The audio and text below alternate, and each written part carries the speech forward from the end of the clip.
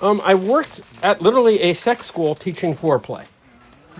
So we got a porn actress, and how we would do it is we had 3 students come, and we'd have a teacher. I was usually the teacher, but not always. And the teacher would explain a technique, and then do it on, perform on the model. For this one, actually, a reporter came, and she said of all the seminars she had seen, because her job was like looking at like erotic seminars for an article, she said ours was the best because she said, I've never seen a woman glow. She interviews porn actresses all the time, has been sets of porn, but she's never seen somebody glow. And then what would happen is, there's me munching away. But then the students would have their chance to go as well. And I would then give them pointers as their... So, any case, that's a little introduction to me. But then I got into doing just talk seminars. And so this is a English variation of a talk seminar I did on how to be a better lover. So this is really not so much physically, this is how you look pussy or how you finger bang a chick. This is much more the mental aspects of, basically being a better lover. And I have to be upfront. This is for straight guys in the context of a relationship. So if you're like a gay man, I have nothing against gay people. That's perfectly fine. I couldn't give a shit. But this isn't aimed at gay men. Or if you're going to be fucking a bunch of whores, I'm not going to judge you. But this isn't that either. Or if you're just doing single night lays, some of this is useful, but it's really not in the context of a long-term relationship. So what I'm talking about is in the context of a long-term relationship. What you mean is like having sex for a long period of time. You can have many girls, right? But you've got them, consistent, so you can learn together, right? Practice together, get comfortable. That's what you mean. Exactly. You don't mean monogamous. Oh, I'm not. You don't have to be monogamous. Yeah, that's what people would hear. Yeah. Okay. And everybody, this is an important point. Thank you very much, Paul. If you have any questions or any comments, feel free. This is not meant to be me talking and you listen quietly. This is, if you have a question or if you've got, hey, wait, something like this happened or what do you think? Feel free to tell me. Or feel free to not tell me, tell everybody. This is meant to be a learning experience. This isn't, you're not going to be graded and, spanked if you get a bad grade. This is just, so everybody can learn more. And so basically, what is the goal of this seminar? And basically, the goal of the seminar is what I just said. Oh, wait, no. This is the outline. Forget the outline. So the goal of this seminar is to help you. You guys don't have the this in front of you, so I'll have to. The goal of this seminar is to help you as men become better lovers by understanding women and help create better sex and intimacy in a relationship. The seminar will focus much more on the mental aspects of love, intimacy, and sex. And again, this is not a detailed. This is how you do foreplay. And sadly, in modern society, there's few places that teach men how to be good lovers. And this was originally aimed for Japanese, but, Japan has a high rate of sexlessness. But you see, I think from what I'm reading, you see sexlessness more and more now in the Western world as well. And a lot of it is men. It's not that men are bad, as men just don't know. And they're taught a lot of stuff. I mean, I'm sure a lot of you have seen red pill stuff. Raise your hand if you've seen a lot of red pill stuff. Okay. We basically consider this a red pill group. Yeah, but I don't think you're... I think it's one thing to be honest about women. It's another thing to basically look down upon women. Oh, we don't. But red pill doesn't, though. Right. It's a misnomer. Right. What I'm saying is some of the red pill stuff really looks down on women. So I don't want to get into the definition of red pill. My point is some of the guys, Don't look down. No, we don't look down. Right. That's my point. We're big on chicks, fuck chicks, Right. We want to fuck chicks, and we want to understand what motivates them, but we're not there to say they're bitches because that's what they want. Okay, so this seminar goes into understanding what they want mentally and physically. And basically how women view love, sex, and intimacy is very different how a man views it and how men think think, what men think women think is often not reality. And, basically women's desires can be shocking to men. So without judgment or hesitation, we will discuss the reality of women and how to have a better relationship with them. I'm actually adding something in that I didn't do before. Who here has Netflix? Raise your hand if you have Netflix. Okay, actually not many of you. On Netflix, there is a TV show called The Degenerates. Have you seen it?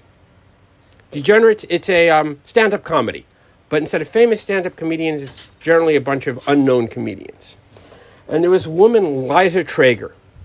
And she was, most of them talk about sex, and she focused on sex. And at the start of it, there's 25 men and 25 women in a small nightclub watching her.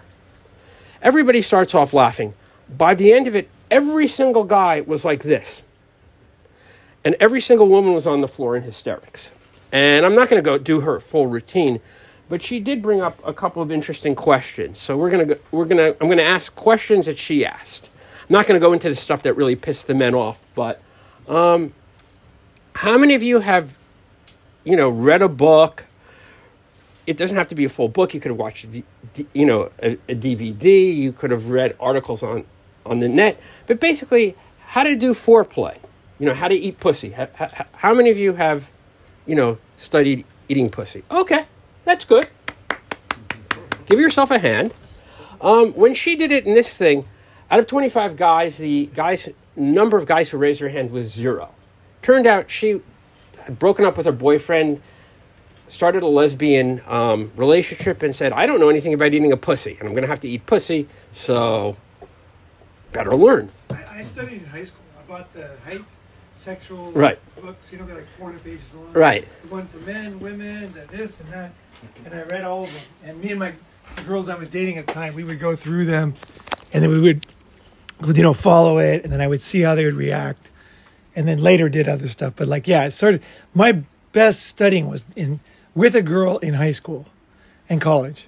We would read the book together and try stuff, and then that was fun. Yeah. I was lucky because my father, who probably didn't use it at all, had gotten a book which was famous back in the day, but that day was like 40 years ago, called The Sensuous Man. The author was never known. He just wrote the name M. But it was sort of similar to this in the sense that he really focused on the mental aspects. I mean, he talked a little bit about the physical stuff, but there was no pictures or anything. So it was actually sometimes hard to understand what he was saying physically. But mentally, how do you approach sex? But the last question she said is, Jeff, okay, let's say Sam gets laid. You can see that I get confused. Okay, Sam gets laid tonight. Somehow, he's walking. Oh, he is? Oh, you have a girlfriend tonight? Yeah, this is good seminar right now. Okay, awesome. So Sam gets laid tonight. Is it a new girl or an old girlfriend? Completely new. Awesome, perfect. This is best. What is everybody going to ask him tomorrow? What are you going to ask Sam tomorrow about the night? What do you ask about? How is it? How is it? Was she a good lay? Excellent question. Your question to Sam. Me? Did you swallow your schlong like a popsicle? What? Did you swallow your schlong like a popsicle? Okay, that's good. Excellent question. Next question. He made her squirm. Did he make her squirt? Squirm. Okay, excellent. Good questions. These are all good questions. Yeah, I would always ask, logistics. So it would be like, where did you, get it started? What didn't work? Like, where were you standing? And how did it go? And did she, slow you down or anything? Or what surprised you? And then kind of get an image of, because this may be his first time with a girl here in this country. So, where he kind of figured something out or got through it anyway. And the logistics, because in the end, if you get into enough situations, you're going to get good. Right. So it's the logistics get you there, right? Okay. So I always want to know is how did it go The seduction process. to get it to happen? Yeah. Oh, I have a question. Awesome. Now we're going to do it. We're going to go into an alternate universe. Sam is a cute girl. Think Sam is a cute girl. And all of us are his girlfriends. Sam gets laid tonight. what do we ask him tomorrow? What do we ask Samantha tomorrow? What up, baby? They're So going what- to get very specific. Girls are super specific. Okay, but what When they talk to each other, penis size, how long did he last, all that kind of stuff. Okay, good question. Guys don't talk like that. Girls do. How did Okay. it make you feel? Some girls do. Excellent, excellent. What question would you ask? You're a girl, you ask Samantha. Was he like a creep or? Okay, was he a douchebag or not? Okay, good question. Oh man. Oh my God, what happened? Okay, good question. Like, where did he finish? How was it? How was it? Why'd you give up? What? Why'd you give it up? Okay. So you're what you're doing is you're making the assumption that she is giving something of value. And, okay. Not that she's giving it because she wants to. It's almost like an exchange for something. Okay. That's interesting. Good question. I would pair it with all these guys are saying. I think it's all true. And like Ronin said, they get detailed, they go into it. But they might play coy until it's the next date over or several dates in because maybe they don't want the perception that they're loose or easy. They might just shrug their shoulders. But then later on, they'll divulge all kinds of details when the other girls realize that there could be a greater amount of commitment involved. Okay. Because I think women, it's more important to them in a lot of ways to manage the perception of them. You know, they want to manage perception. They're more better at the nuance of that. That's an excellent point. They find men, there was a college study that they found that women underreported their body count, whereas men either reported it correctly or slightly overcounted it. And there's reasons for it, which maybe we'll discuss later, but not now. So when this comedian, Liza Traeger, asked the women, what questions do you ask? One of the questions that came up, and it was rather quickly that the women brought up, was a question that none of us did ask. Did you come? Oh, yeah. And then she said, when you ask your friends, did you come? What answer do you think she got? Yes. No. And this is 25 out of 25 no's. So, ooh. So, any case, we're not going to... Her spiel then became very dark, which we're not going to get into. But this is just sort of a... it was funny, but there was a dark undertone to it. And the fact that, sadly, a lot of men are clueless. I think she would ask, did he make you come? Which put the responsibility on the man for some reason. Well, That's what I they think asked. the question was, did you come? And But I'm saying most women refer to it, did he make you come? right, but again, this isn't masturbation. Well, I mean, we can get into a philosophical discussion, but if a man is with a woman, it is by his actions, both mentally and physically, that make a woman come. Women she's not going to sit there and just come without some sort of stimulation dealing with the man. Unless you're talking, she's got a dildo. I mean, we're talking, so... She can be on top of you and get to it. So the fact that they look at it as this responsibility for the men to make them come is kind of not helpful. Okay, but I think... Go on. So it's truly your responsibility to get her to feel comfortable around you, so she can allow herself. Yeah, I mean, you could say it's not necessarily your responsibility, and in some parts she may have some mental block, but it's up to you to put her in the mood to allow her to do it if she has frustrations with it. Yeah. So I mean, it is kind of. I mean, I feel like it's just on you. I put it on myself. Right. I will say one thing. Not every woman can come. So, how should I say it? That's right, you see? Or some women can come, but they need to be trained to come over time. And some women are pretty orgasmic, so that even a guy who's not particularly good, if he, so pleasure for every woman is different. And actually, one of the things we will get to is what I'm going to start with right now, which is some important parts before we get into the meat of this. Let me say one thing. Go ahead. I think this is important. Or at least I want to hear what you say. Okay. Go Okay, ahead. so when I was young, like I said, Right. I would read the books and I would study. And I was very good student. So I would like remember, read a lot of things, try a lot of things. And I think it was good. I think it was good at the time. Right. And I was very, even now, I want to give a girl a good bone. Right? You know what I mean? So I guess maybe I just lean that way anyway. But I found that the older I get, it's almost better if you don't care. Like, it's like the girls line up to get boned again. It's like, if I make them feel too good the first time, they think I'm a player. Like I've really found this. Like if I'm talking like get them really going. It's like they're scared, especially the good girls. And then they don't want to see me again. So I found for me, it's often better just to give them like a really half-assed fuck, especially the first time. And then later on, like maybe try some new stuff to leave things on the table. But if I try to like go from the thing of like trying to please them, I think it's better for me to focus on my own pleasure with them. And everything seems to work out better. The girls, I don't think girls care. I mean, there's two ways to look at it. One is they care a lot about sex. And the other one is that there's like a type of man they want to be with. They just want to be with him anyway, no matter what. They just want to be with this guy. So I found that's kind of the better role for me. You know, I can just, I can give him a bone and stuff. But in the end, you know, girls are impossible to please. You know, because no matter how much you do, like girls, like if you read any fantasies, if you hear, like I remember I banged this girl 5 times one day, and really good too. Like it was like all day thing.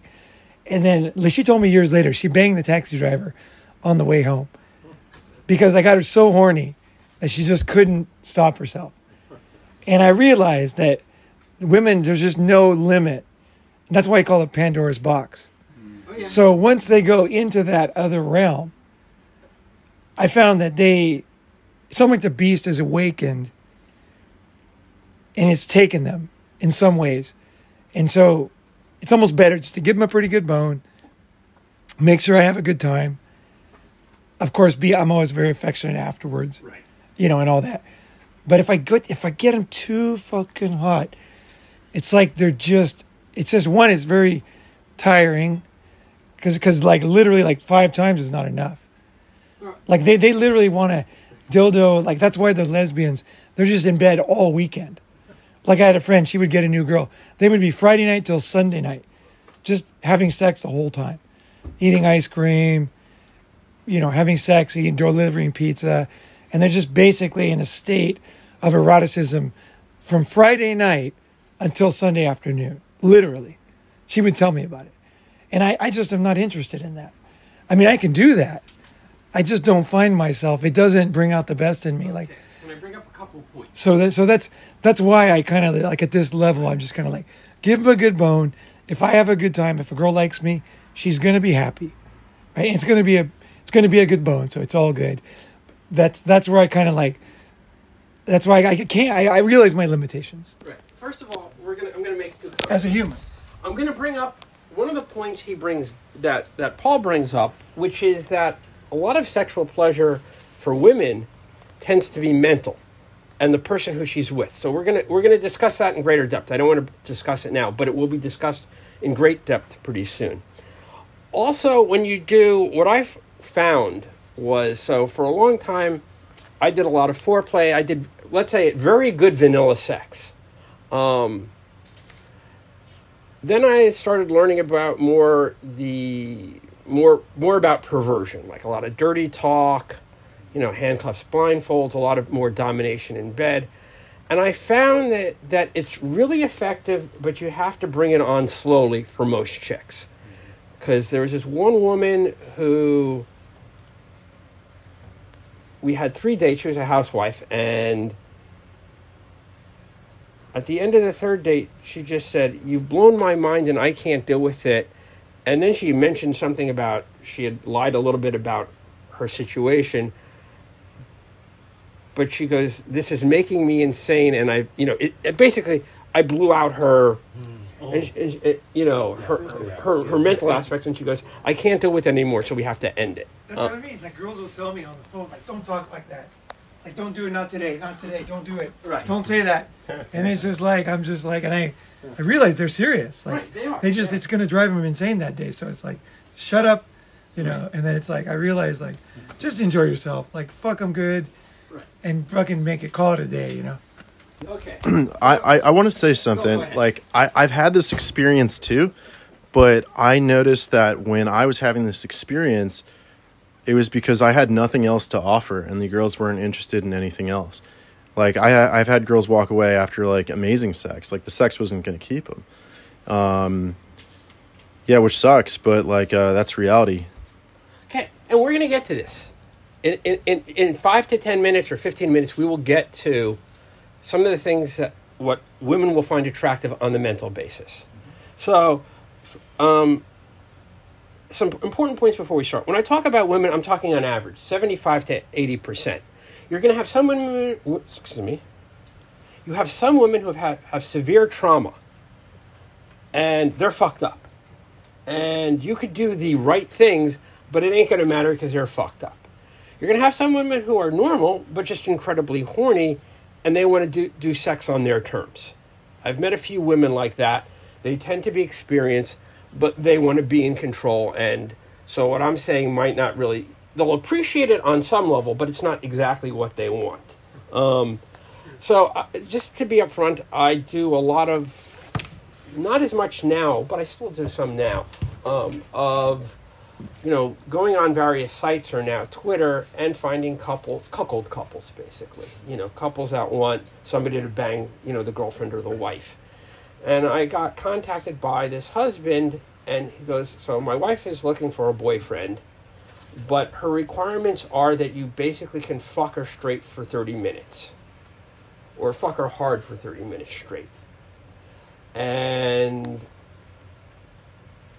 basically, the report card that I got back was a B+, which was, she said, the foreplay was fantastic, but that's not so important. That I fucked her for 37 minutes. She actually checked her watch. But only half of the time it was at full speed. The other half was like slow. So it was like fast, slow, fast, slow, fast, slow. And she goes, and he said, out of 30 guys, only one guy can do something like that. And she goes, that's all she cares about. So you're going to have women who are like that. It's not good, it's not bad, it just is. Okay, the other thing that I do is I use quotes from famous people, and this is just so you can sort of, you know, it's a learning experience / it lets you see it from other people's points of view. But I start with a comment by Bette Midler, of all people. If sex is such a natural phenomenon, how come there's so many books on how to do it? Next is a quote of mine, but this was originally in Japanese, and it sounds much better in Japanese, which is a man's mission in life is to please his woman, which obviously overstates it. But what I'm just saying is, if you are with a woman, you really should try to please her on some level. Though what the idea of being a better man is to just, without having to put effort into it, is to please her. And I'll explain that in a couple minutes. Say in Japanese. Dansei no shime ga kirei na jousei o manzoku saseru. Okay. So, and here's from Billy Joel, and I really like this one. There's nothing better than good sex. But bad sex? A peanut butter and jelly sandwich is better than bad sex. So, okay. So what is sex for men? This is a discussion question for everybody. So the two gentlemen behind Paul, how do you define sex? How do you know you're having sex? I don't know.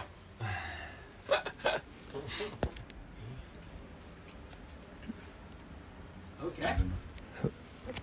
I think you're having sex the minute you feel that rush of something, like it's like you're going into it. She looks you a certain way, you're like, you know, it's like that's it, you're in, it's going. So you're basically just talking it sort of like you're starting into foreplay with the realization, yeah, I'm about to get laid. No, it doesn't have to be foreplay. Okay. It could be across the room. it can be very dirty just across a It's like party. And that is an interesting. I can seduce a girl across a party or on a phone where it's just on. It's started. She's like, bathroom. You know what I mean? So it's like that. It's like you feel it. You know, you see the way. It's not. It's kind of like a mirror. You're putting out like a light, and then it's bouncing back, and you see it. Right. You know, and it's like you know that she's feeling it, and then of course you're interested to start, but then when she feels it, then it affects you, and then you're just like, yeah, this fucking bitch needs it, you know, and then you're on, right? You're just like, there's that feeling, because part of it is almost like a violent feeling, sex. It's a very primal feeling. Yeah, it's a very primal thing. And I think, and you bring up an excellent point where sex is primal for both, or excuse me, we're talking in the context of some kind of relationship. It could be the beginning of a relationship, but there is a primal aspect of it where, you know, we're going to get down to business. We're going to be natural. Right. We're going to fucking fuck all this bullshit of modern society. Like, we're getting fucking, you know what I mean? Right. Yeah. Okay, the gentleman over here. I think it can be broader. I mean, I think it can include any kind of physical contact. I don't know if it includes just looking. I don't know. Maybe. But I think any kind of physical contact could be. Okay. Yeah. Excellent. Excellent. Yes. Can I get the question one more time? Oh, Yeah, go just- ahead. Oh, so Yeah. for you, what is sex? Like, how do you know you're having sex? I mean, sort of, you know, obviously you're when you're penetrating her, you're having sex, but is there anything else to you that you consider sex? I would think that it's more so like something natural comes within me where I'll just like my voice will start to deepen and I'll, you know, look her in her eyes, you know, a bit differently. Right. I'll say things like I wouldn't normally say, Right. you know, just become like I'm not in my head. Okay. For an example, I'm very just the good person I am is just gone. You know, does that make sense? Dr. Jekyll and Mr. Hyde. I don't. Yeah. This is fine. This is fine. This is, you know, we're not here to, first of all, we're not here to judge. We're here for honesty. Right. And there is that aspect of that. And where to Paul's word, you're primal. Yeah. It's primal. Your job as a man is to get in there and fucking spread your seed. Otherwise, there's no humans. And we're going to discuss That's that. not logical. That we're going to discuss that a little bit, but sort of the women, I believe very much in the masculine and the feminine to a certain extent. And the feminine's job is, she is the gatekeeper to heaven. It's the man's job to get into heaven. And we're not talking anything violent. We're not talking anything underhanded. You know, nothing misogynic, just that naturally you want to bring out the feminine in her. And part of that is by being masculine. But what is good masculine versus toxic masculine, that's a different subject, and I'm not sure if we're really getting into that, but this is good. So, Or toxic feminine. right, and there is toxic feminism, exactly. Honestly, I think the definition kind of matters, because if, say you were being put on a spot, like, did you have sex? If that question came up, you'd need to have a legit answer, yes or no. Okay, That's right? the law. That's the law. But so what I'm saying is, for me, sex would be somebody's genitals has to be touched. But everything else would be flirtation or foreplay or something like that. But sorry, a legal definition is usually penetration.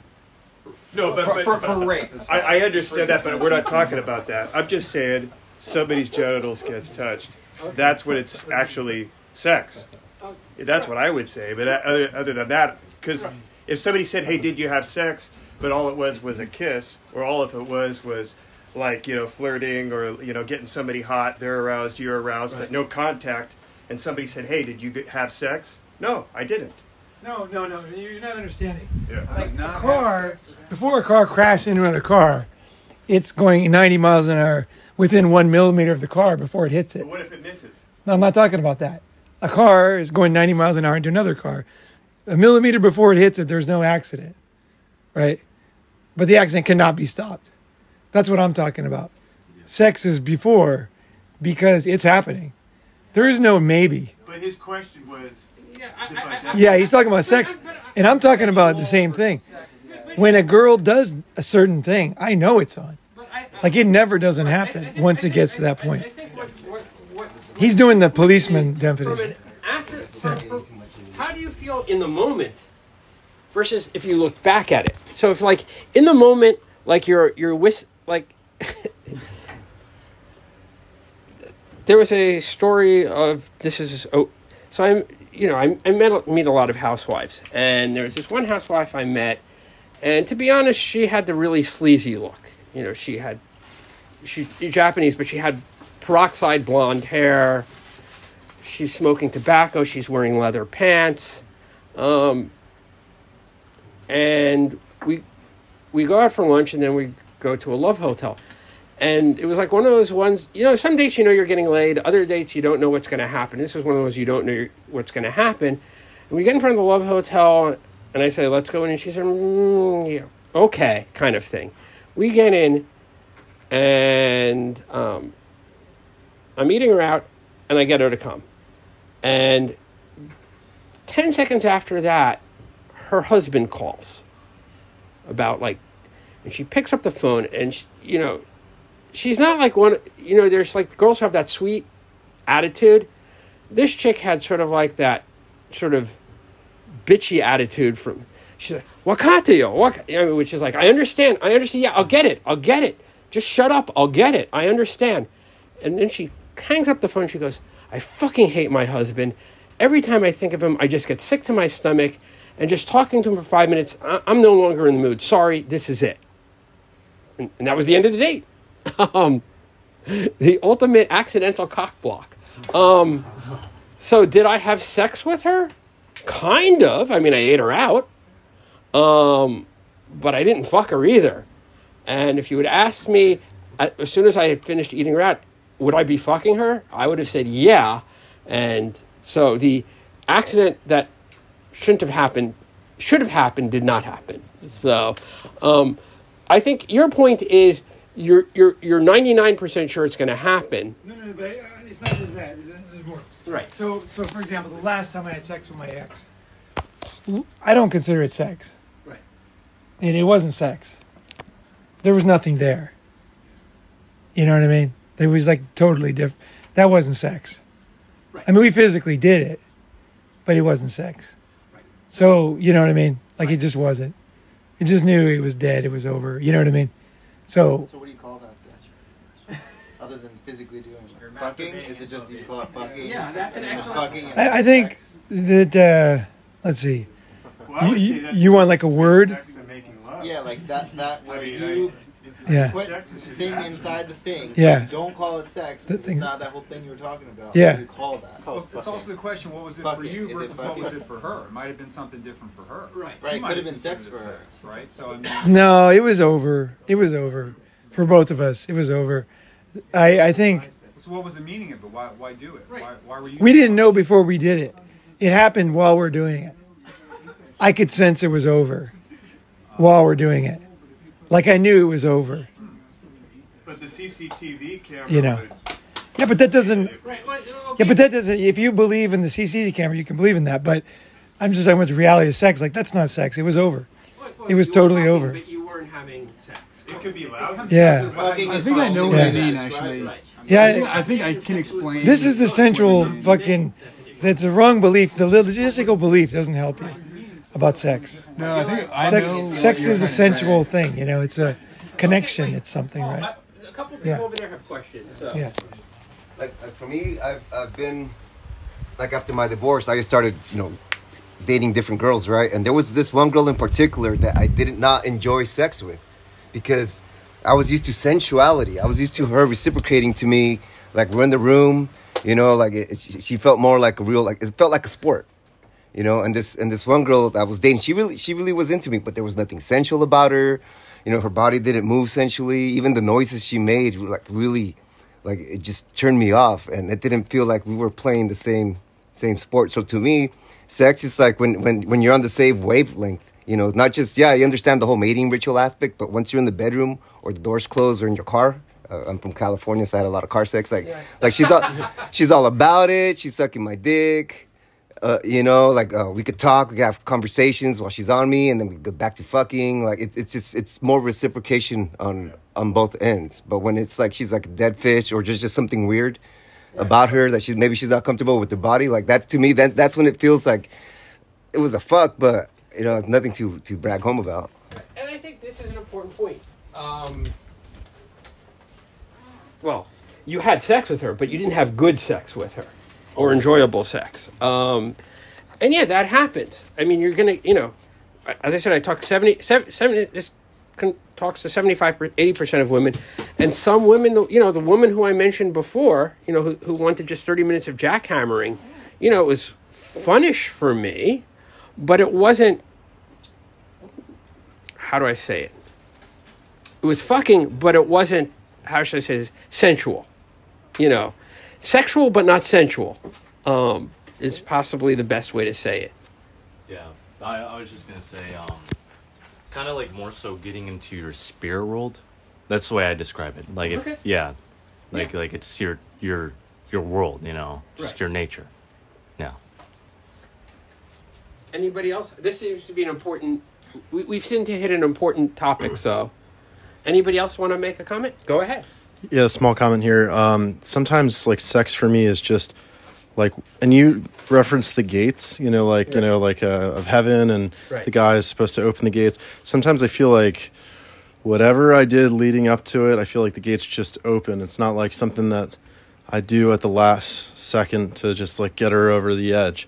It's something that, like, those gates just kind of swing open, like, a little bit. It's not like they just burst open or anything like that. Right. Well, seduction is a process. Yeah. So, seduction is a process. There's no arguing. Yeah, Connor, Scott, you had something? I have something to say, yeah. Potentially. I think what I'm hearing Paul saying, and also, like, what I've noticed is that there's, like, different levels of openness with women.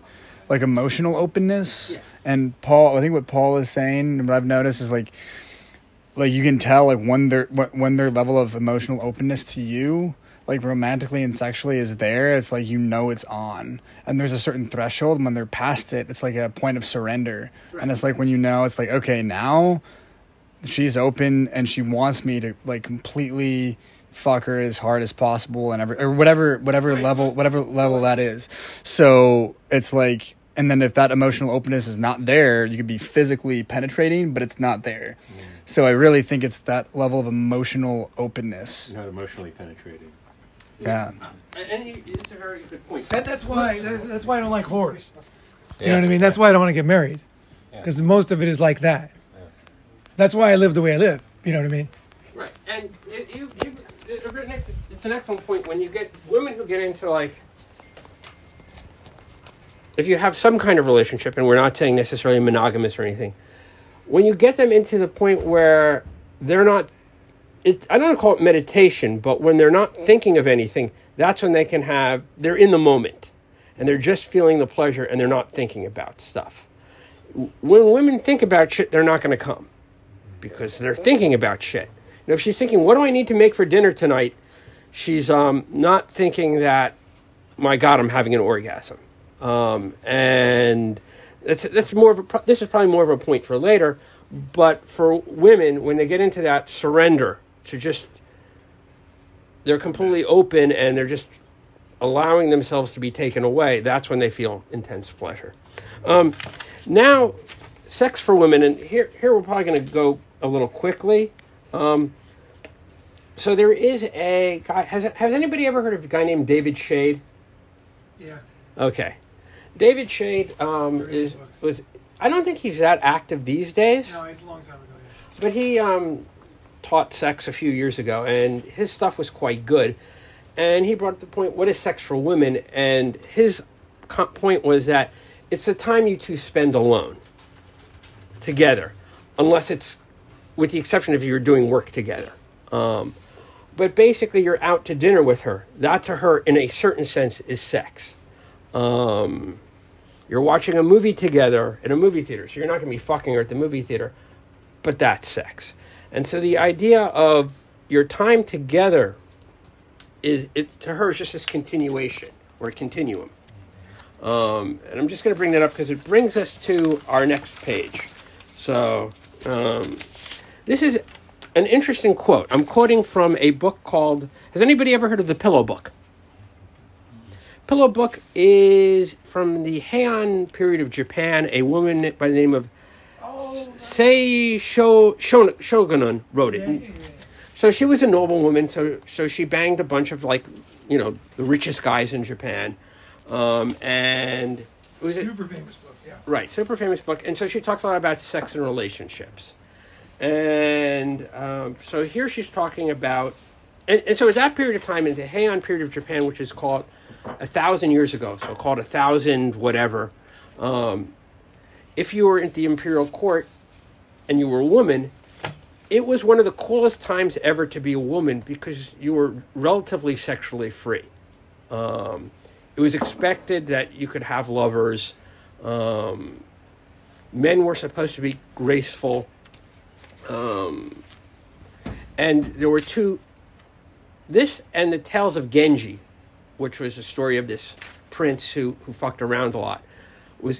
Tales of Genji is considered the first modern novel.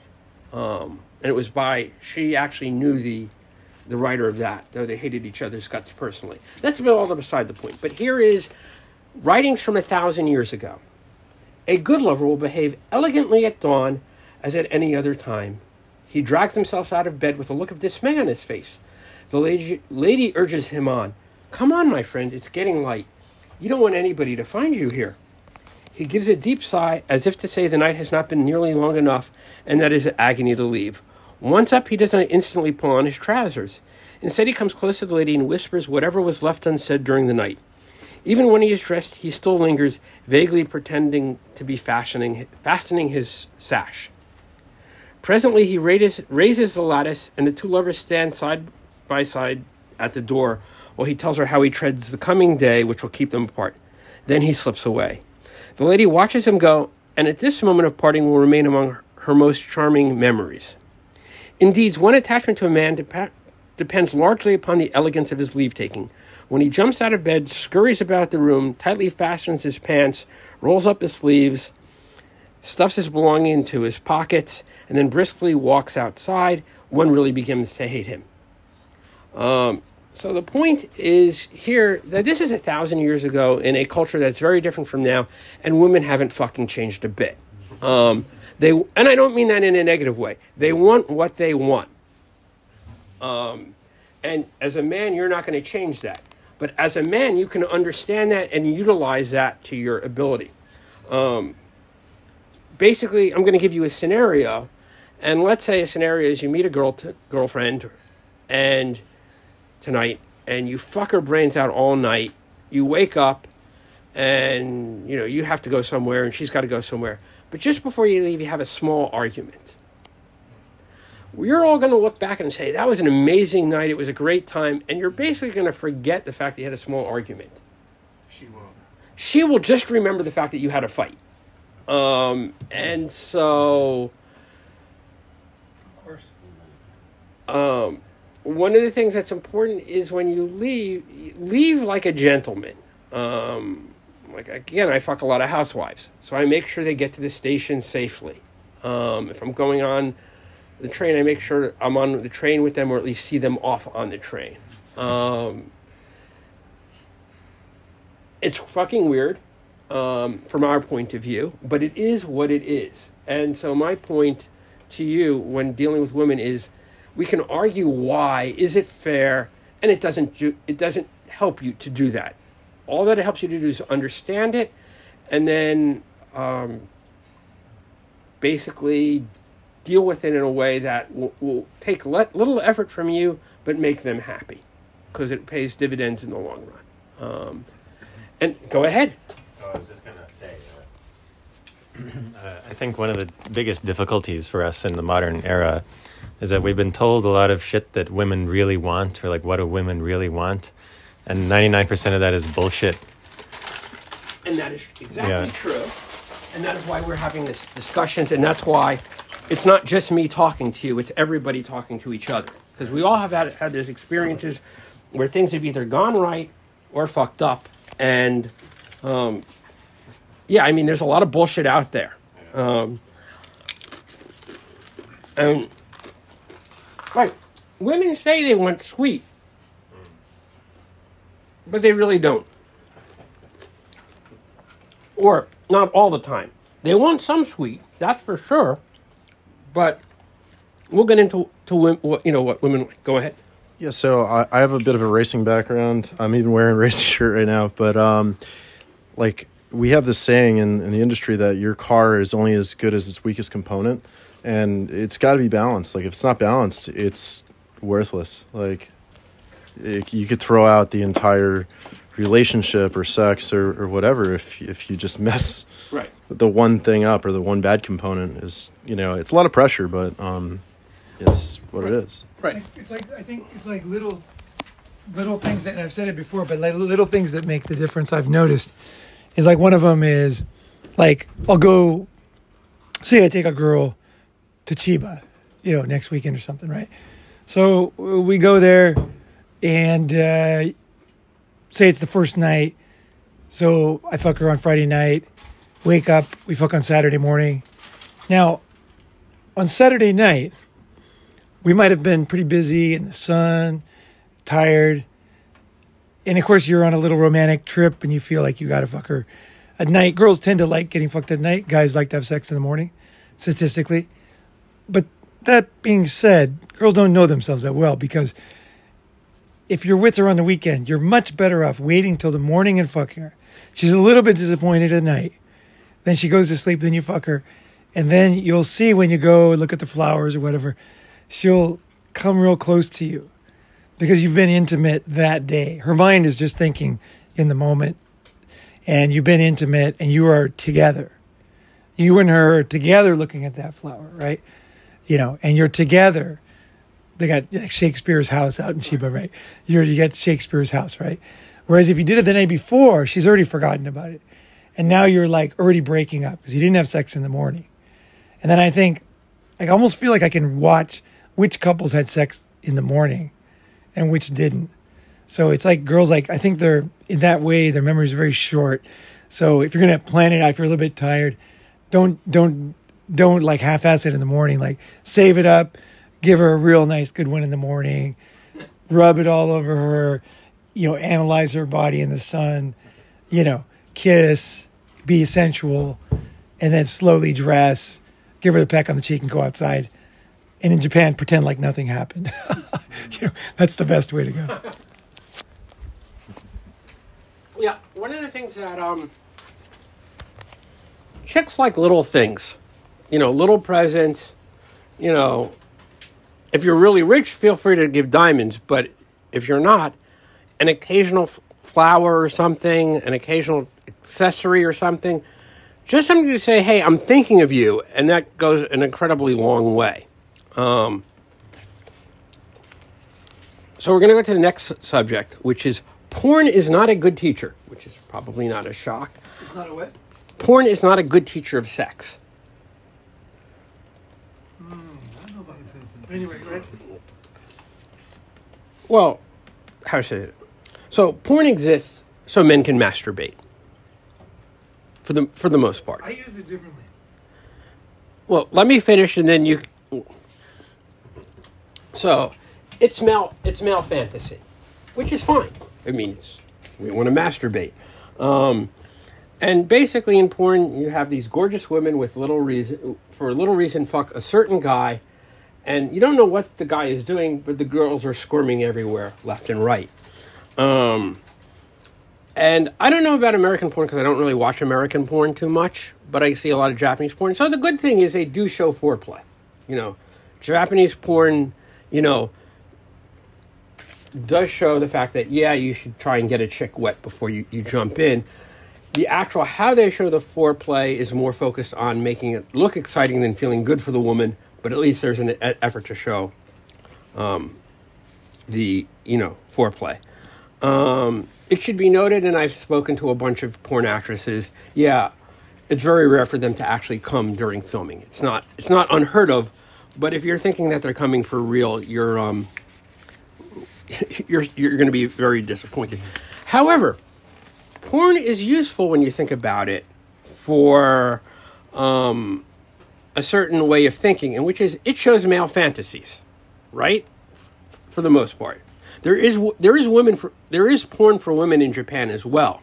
But it's shot very differently than porn for men.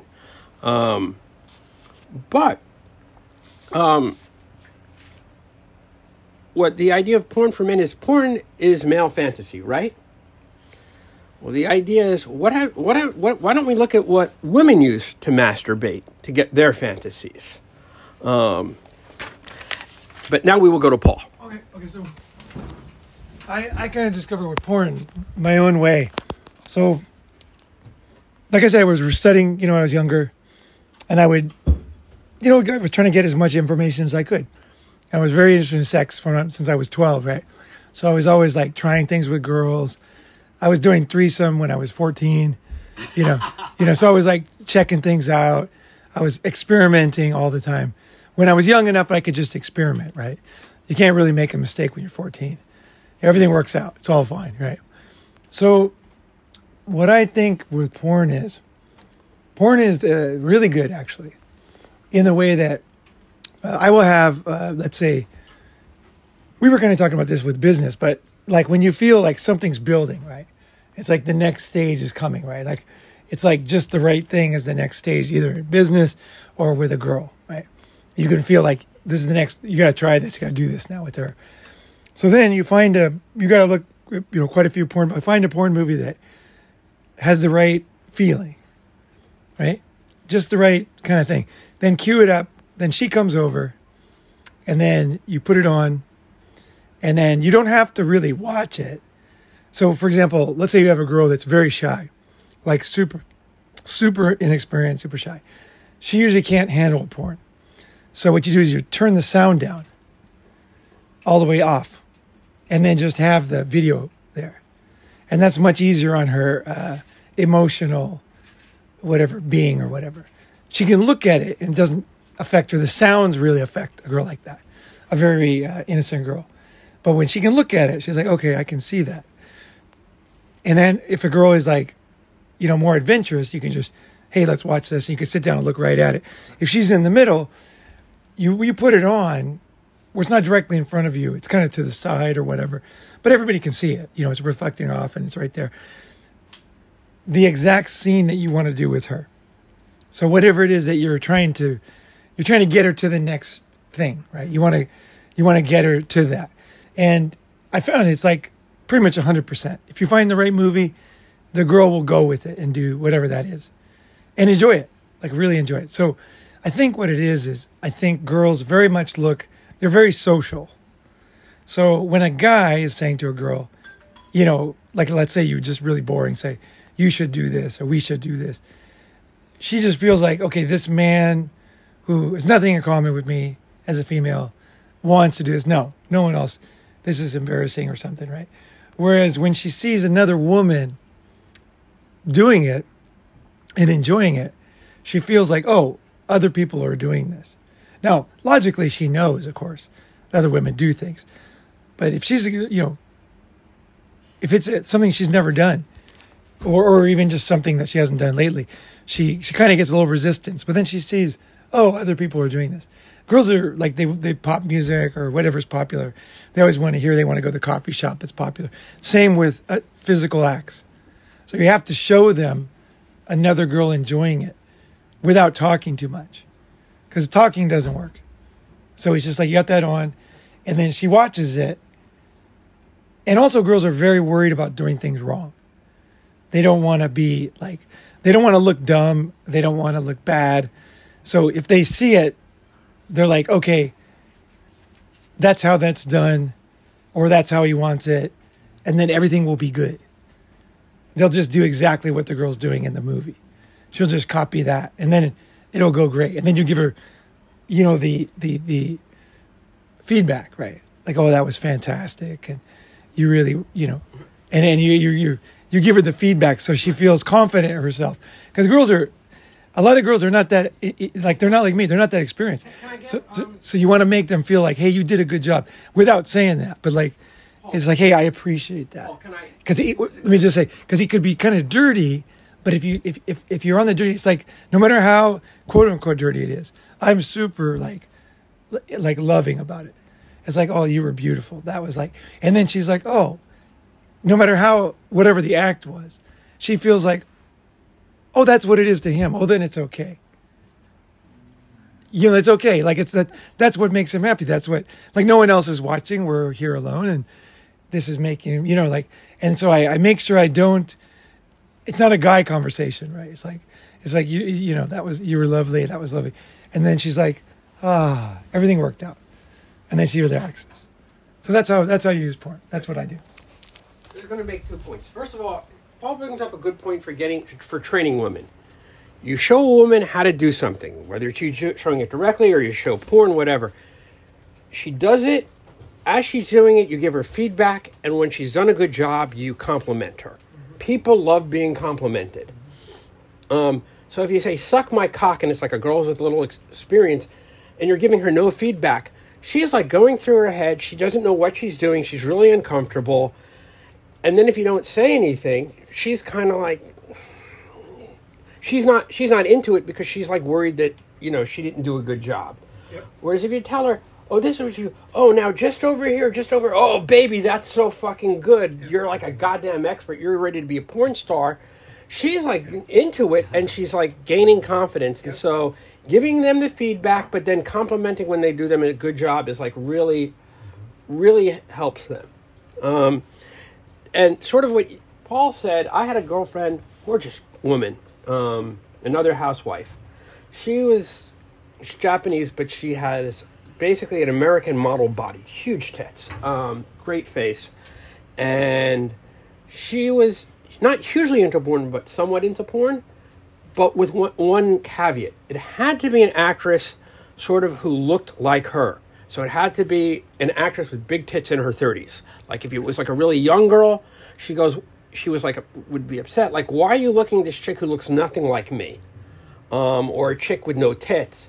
It's like, you know, you wouldn't think she's Japanese because she's got these just amazing breasts. And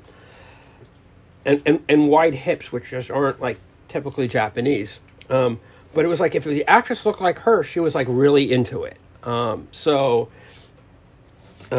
You know, it's just something to care about. Point. Yeah. But now we're going to go back to, we talked about porn being male fantasies. Let's use women's fantasies. Now we're going to start with 2 quotes, or a few quotes, actually. First is from Mae West, who is one of my favorite persons for quotes. Does everybody know who Mae West was? Mae West was one of the first big-titted blonde actresses when movies came out. So she was active in like the 20s and 30s.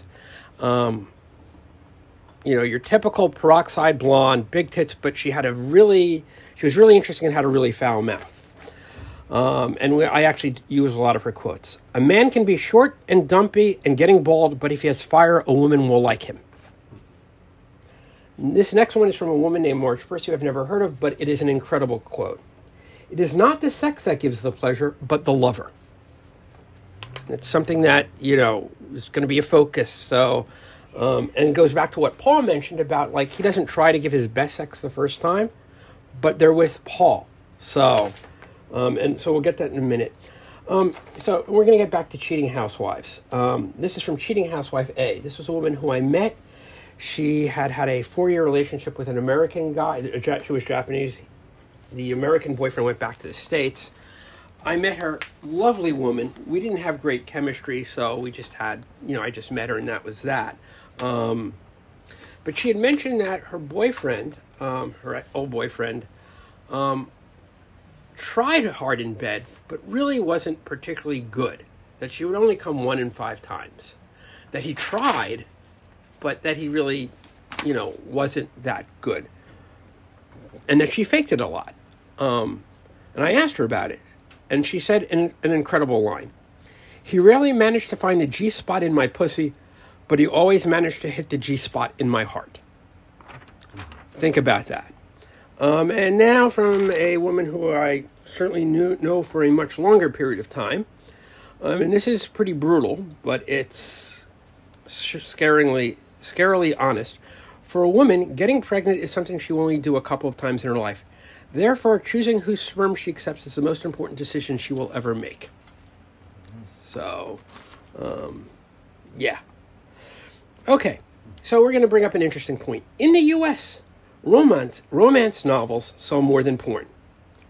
And so, to give you an example, 50 Shades of Grey, the trilogy, has sold more than 100 million copies and was made into 3 movies. Basically, we as men tend to watch a 15-minute video to jerk off to. If women read a 300-page book. Yep. Okay. However, there's something interesting. When people have analyzed these romance novels, and a lot of these fictional male characters are total assholes. You know, they're not your sweet guys. However, they have certain patterns of behavior that clearly excite women. So after deep analysis, these are the hero traits that can be found in almost all the male leads in romance novels. They're assertive, they're tough, they're protective of their women. Has anybody ever seen the movie 50 Shades of Grey? Has anybody read the book? A little bit of it. Okay. I saw the first movie and I read the first book. The writer, her writing is for shit. However, she's an incredible scenario. She came up with the perfect scenario. So you don't need writing skills. All you needed was the scenario.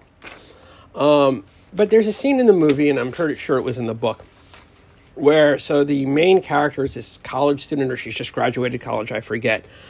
But she has a college friend, and they meet at a bar, and he's drunk. And I guess he's upset that she's got a boyfriend, or he's trying to hit on her. But basically, he's trying to get out of the friend zone, but a little too aggressively. And the boyfriend comes because she had said there's a problem here, and he pushes the guy away. But basically, being protective of the woman.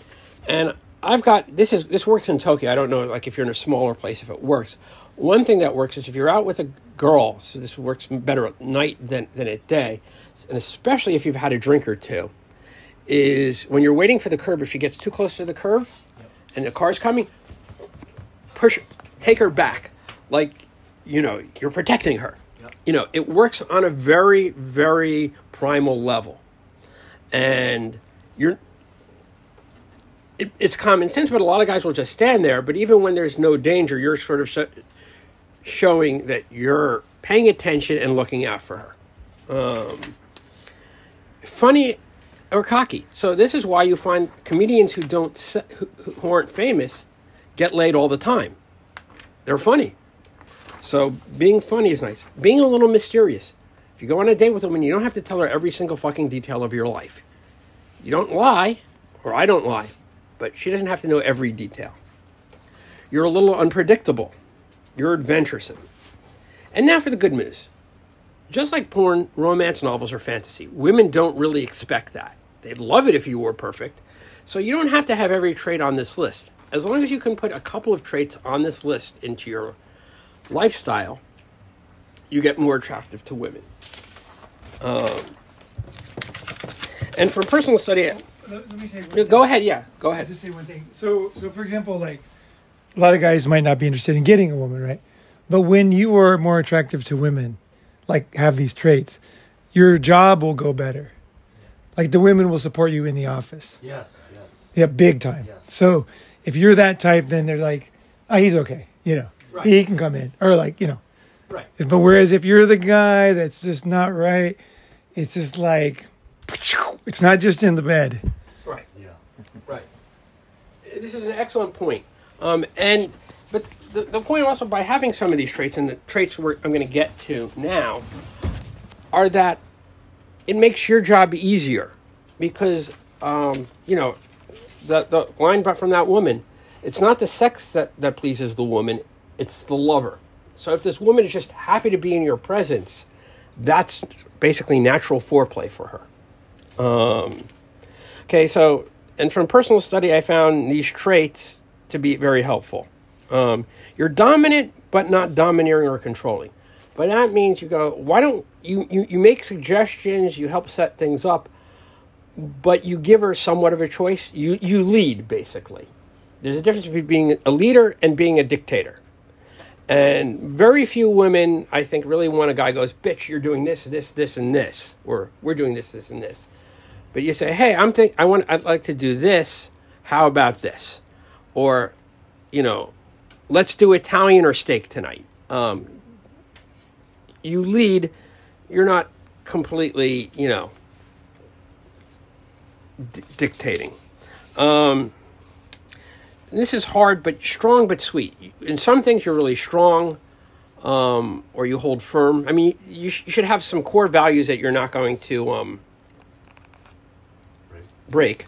But at the same time, you can listen to her, or, as I said, get her a small gift every now and then. Just something, or some kind of action that shows you're thinking of her. You listen to her to a certain extent. Like if she's saying, I'm having a bad day, you show some empathy, basically. Not saying you have to be an empath all the time, but it also comes down to being confident. And again, take charge and be comfortable with it. You do respect her independence. Like you don't want her to be to basically be honest, you don't want her to be this clingy thing that her life revolves around you all the time. So if she's got a job or whatever she's doing, you're supporting her mentally in that. I'm not saying you pay for her shit. All I'm saying is if she's trying to do something, you're basically trying to support her. You're in control of your own life. I think you have to have your shit together. I think that attracts women. Now we're getting more to the sexual stuff. You revel in her sexiness. You want your woman to look hot. And you praise her for that. And one of the things that I like to do with women is tell them, I want you to dress like, wear this today or wear that. But the whole idea is that when you're together, she looks sexy. You're bringing out her feminine. You basically make her feel sexy. And there's a certain caring and sweetness, and it brings up a scary point. There are women who marry guys on death row or in jail for multiple homicide, for basically being serial killers, which is pretty fucked up when you think about it, right? However, what they do is they write these long letters to these women that are really sweet. And who here watched Game of Thrones? Okay. Who watched the first season of Game of Thrones? Let's put it that way. Okay. So remember Daenerys, the blonde chick's first husband was the right. So I mean, I don't want to call him an asshole, but he was this tough, brutal guy, right? But he was sweet to her. He didn't abuse her. Some of it was she brought that out in him, where she demanded, you're going to do it this way. But he could be this really tough guy, but with her, he was sweet. Like, he didn't, beat the shit out of her. But you can be tough in certain things, but sweet with her. So the more of these attractor traits that you have, the more women will naturally be attracted to you. So it's easier to seduce them, but it's also then easier to keep them. And as mentioned before, women are less interested in a man's sexual techniques and more in the person in general. So basically being attractive to her, how she views it, is less important than the looks of it. And, again, this gets back to... did Paul go to the bathroom? Okay. But it gets back to Paul, where, these women are just happy that he's fucking them and that he's not a total asshole. He doesn't have to be God in bed the first time. He just has to be competent in bed. Any questions? Or any comments? Yeah, so going to the strong and sweet, I understand what you meant by sweet, but could I get a better visual of strong, like what that would look like per se. And it's hard to say, but I think or bold, strong boundaries. Okay, strong or what? Strong, like as in bold, or some of it's bold sometimes. Some of it's just not being afraid of shit. Some of it's just getting stuff done. Capable. What? Capable. Be capable. Yeah. You know, at least have a few things that you nail, that you got. Right. If you're a guy who's like wishy-washy and all you do is hang out in your garage, you know, women aren't good, you know. But women are really turned on, I notice, like, this is almost universal. Right. If their guy is really, really good at one thing, it almost doesn't even matter what it is. They love to gush about, oh, you know, he was the best at this, or really good at this or that. And it, like, they feel like they're stoked about that. So having competency is super important.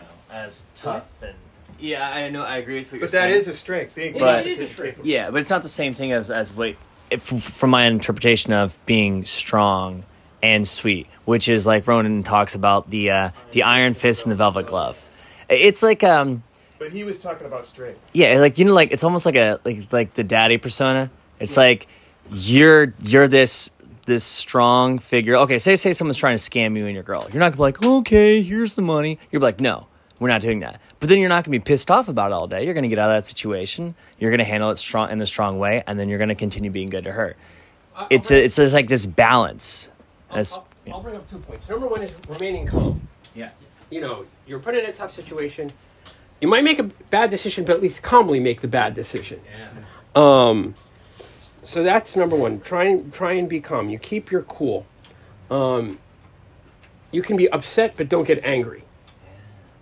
But I also agree with the competence thing. There's a famous Japanese talent singer.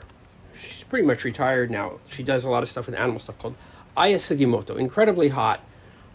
She was married to a musician for a while. And she writes a lot about sex. And she had this, you know, she wrote a book about, you know, stuff. And she talked about sex a lot. But she also talked about her ex-husband. And she goes, you know, we really didn't get along, but I did really respect him, and it got me hot when I saw him, you know, practice his guitar at home, you know.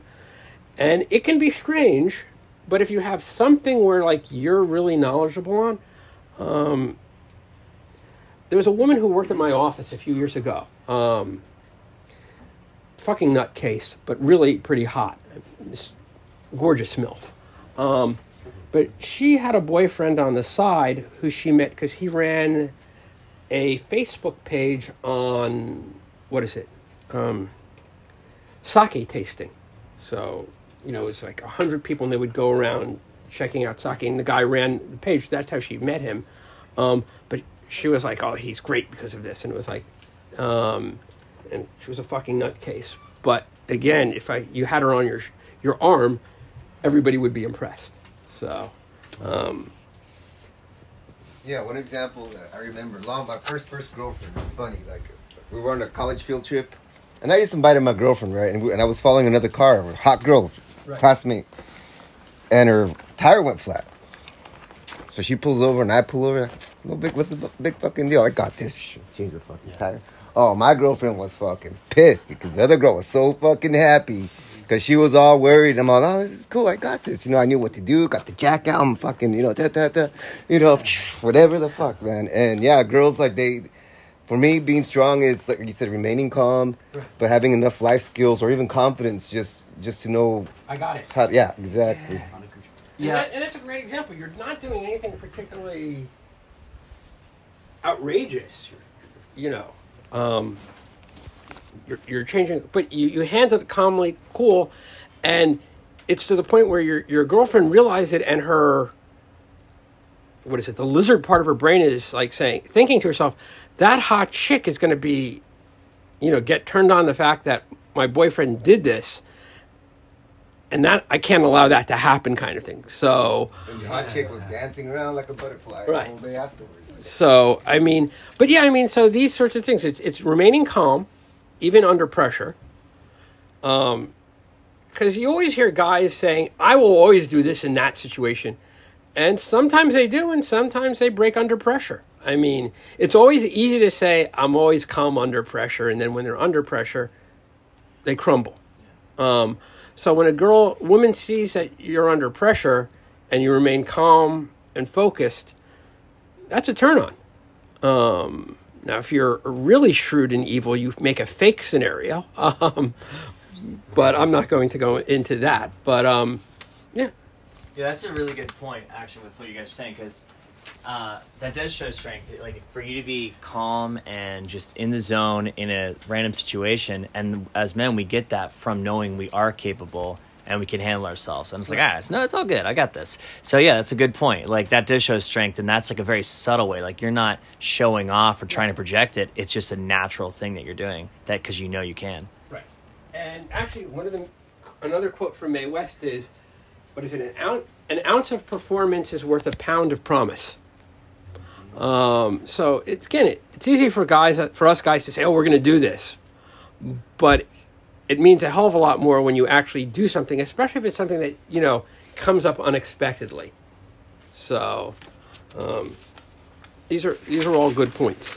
We're going to go on to the next subject. So, a simple formula in understanding how women experience sexual pleasure.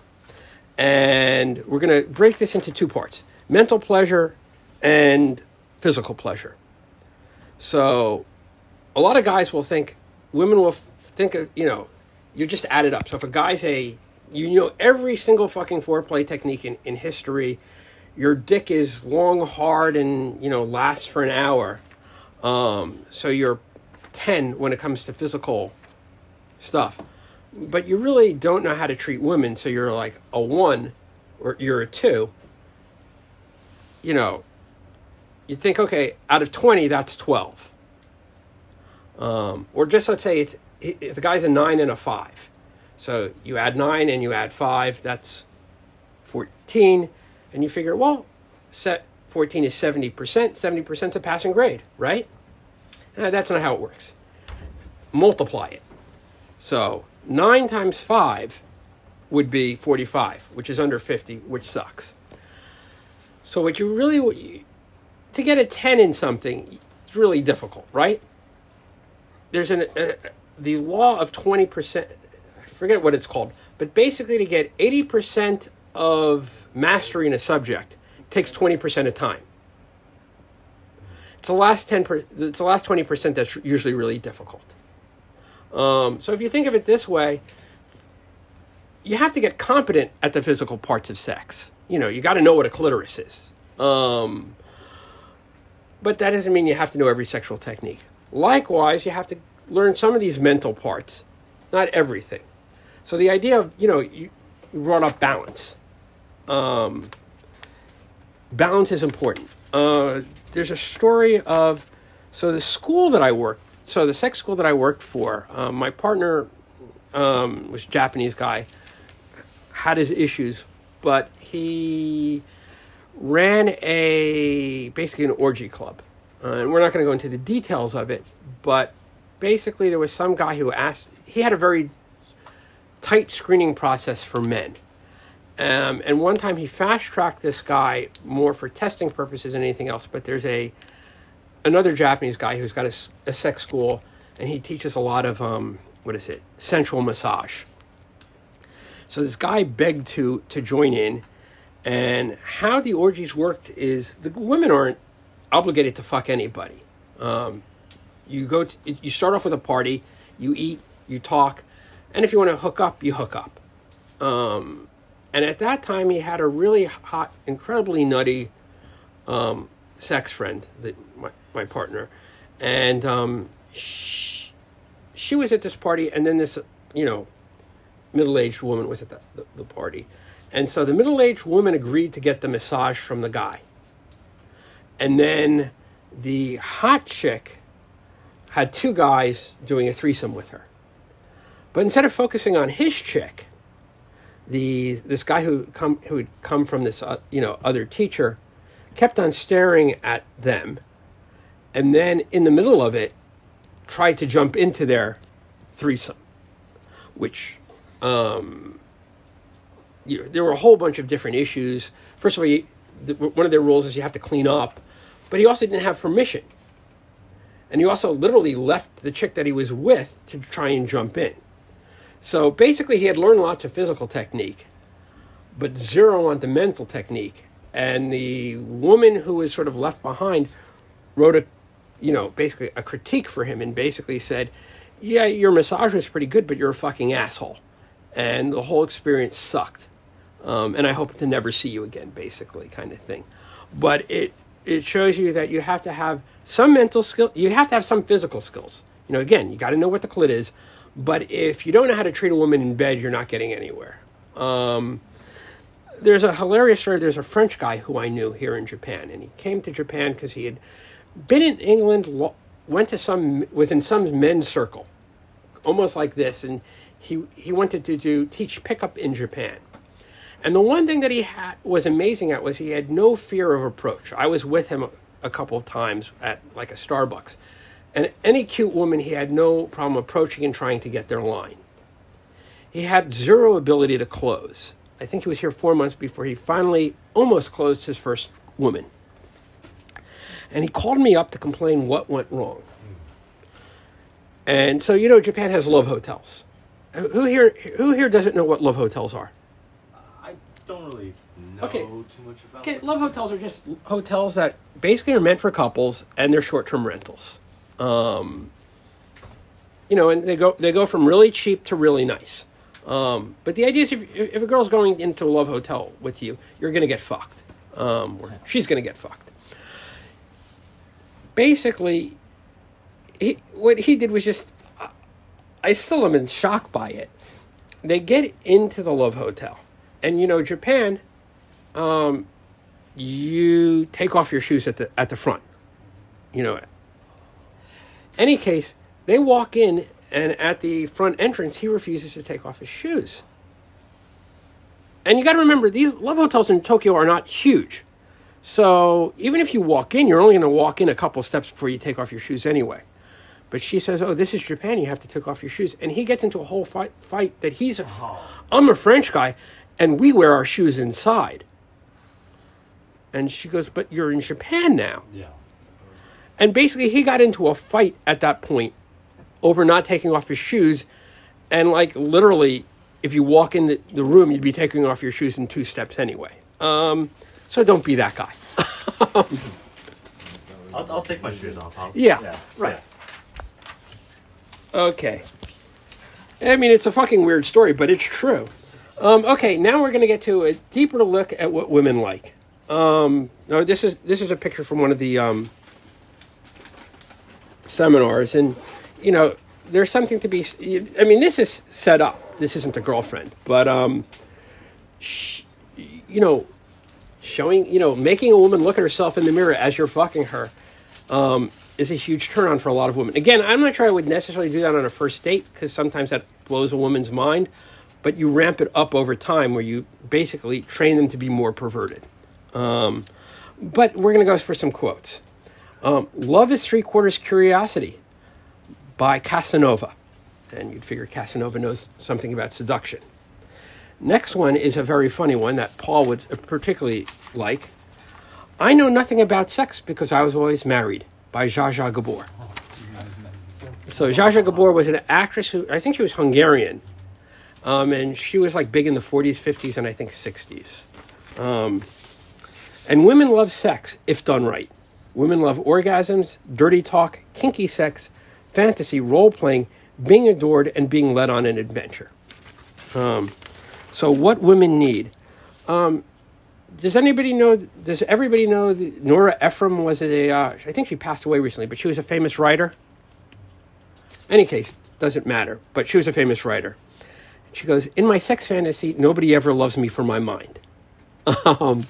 And so, I mean, she was famous because she was a writer. So, but when she thinks about sex, she, doesn't give a shit that she's a writer. The next one is more sweet than anything else. Looking back, I have to regret that too often. When I loved, I did not say so. And finally, from Mary Kay Ash, who she was, I guess, cosmetics company. There are 2 things There are things that women want more than money and sex: recognition and praise. And so when you're with a woman that you like and you're in a relationship, learning how to recognize something about her that's positive and praise her is really helpful. Okay, so the next stuff. So the guy who I mentioned before, David Shade. I'm quoting him now. This isn't mine. This is David Shade's. So what does a woman need? She needs affirmation in that she needs to feel appreciated and respected for the individual that she is. She needs to know that she is supported in her endeavors. Sharing. She needs to share her feelings with her man and to receive sharing from the man. She needs to communicate emotionally with her man and to feel that emotional connection. I'm a big believer in that you shouldn't be talking nearly as much as her, especially on the emotional shit. But you should give her some emotional feedback. But you have...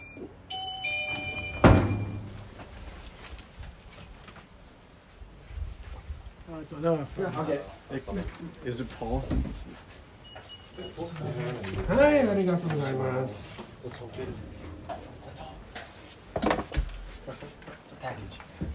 Just the package. Jeff, if it was one of your enemies, we would have all gotten up and... What? If it was one of your enemies, we would have all... Great. Yeah. That would be great. Come over, guys.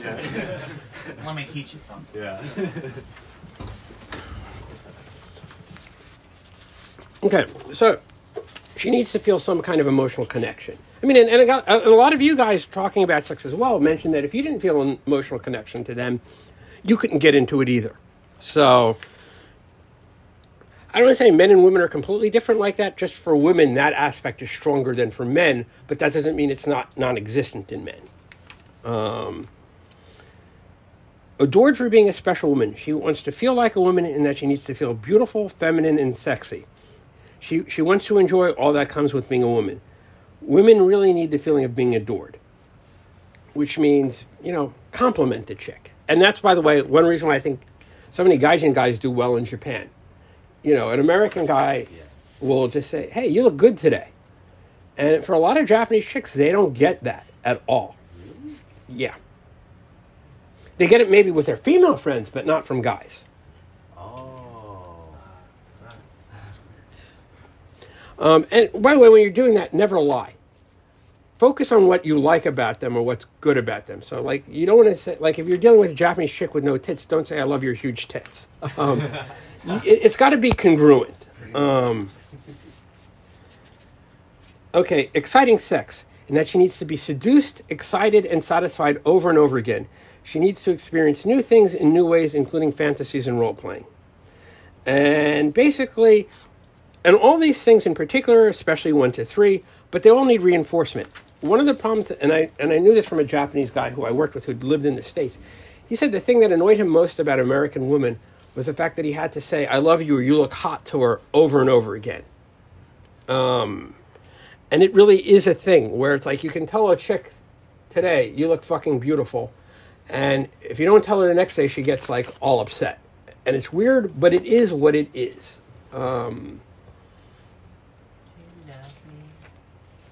Yes. What? When they go, you love me. Yes. Yeah. If you love me. You know South Park? Does anybody have any questions or comments? I have a question. You mentioned a quote. I'm trying to remember it. You were saying that in her fantasies, no one loves her for her mind. So I've had a case where I was almost getting into bed with someone, and she was kind of asking oh, why do you want to do this? And I'm kind of saying honestly yeah, she's a good looking girl, and she was kind of offended that oh, it's not about my mind. Okay. And I tried to be congruent to be so not to fall for that trap and be because I literally just met her, so I thought it would be silly. See, the thing is that I'm not going to say for every woman, you weren't in the relationship yet, or she had it. You're implying that you were still in the seduction phase, right? Yeah. Okay. I'm talking more once you're actually in the relationship phase. Okay, so in this case, you might recommend lying and be oh no, I do think your opinions are amazing. Right, you're a fascinating person to me, and I want to have a deep connection with you. Remember, you haven't hit heaven and yet. And more importantly, she hasn't felt your full masculinity yet. So this is in the, you know, this is before that phase. So, women want to be seduced for their being.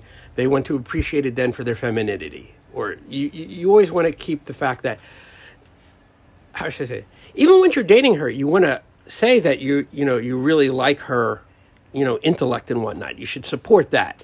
But you also want to say you're fucking hot as hell. But in this case, you wanted to hear that you felt a deep connection with her intellectual being. Even though I just met her, didn't know anything about her. Tricky. Okay. Non-judgmental.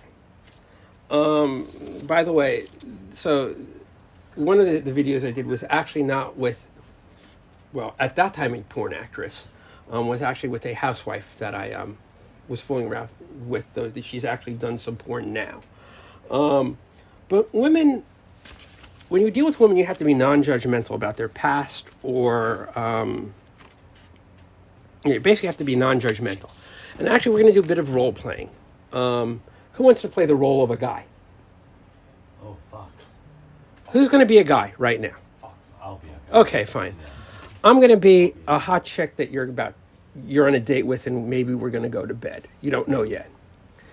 And so, why don't you ask me about what's the wildest thing that you've ever done? Oh. Me? Whoever it is, come here because it's easier for me. Oh, the wildest thing I've ever done? No. You're asking me the wildest. Oh. I'm Taco. I'm Mieko. Yeah, Mieko. Hi. I'd say, oh, Mieko. How you doing?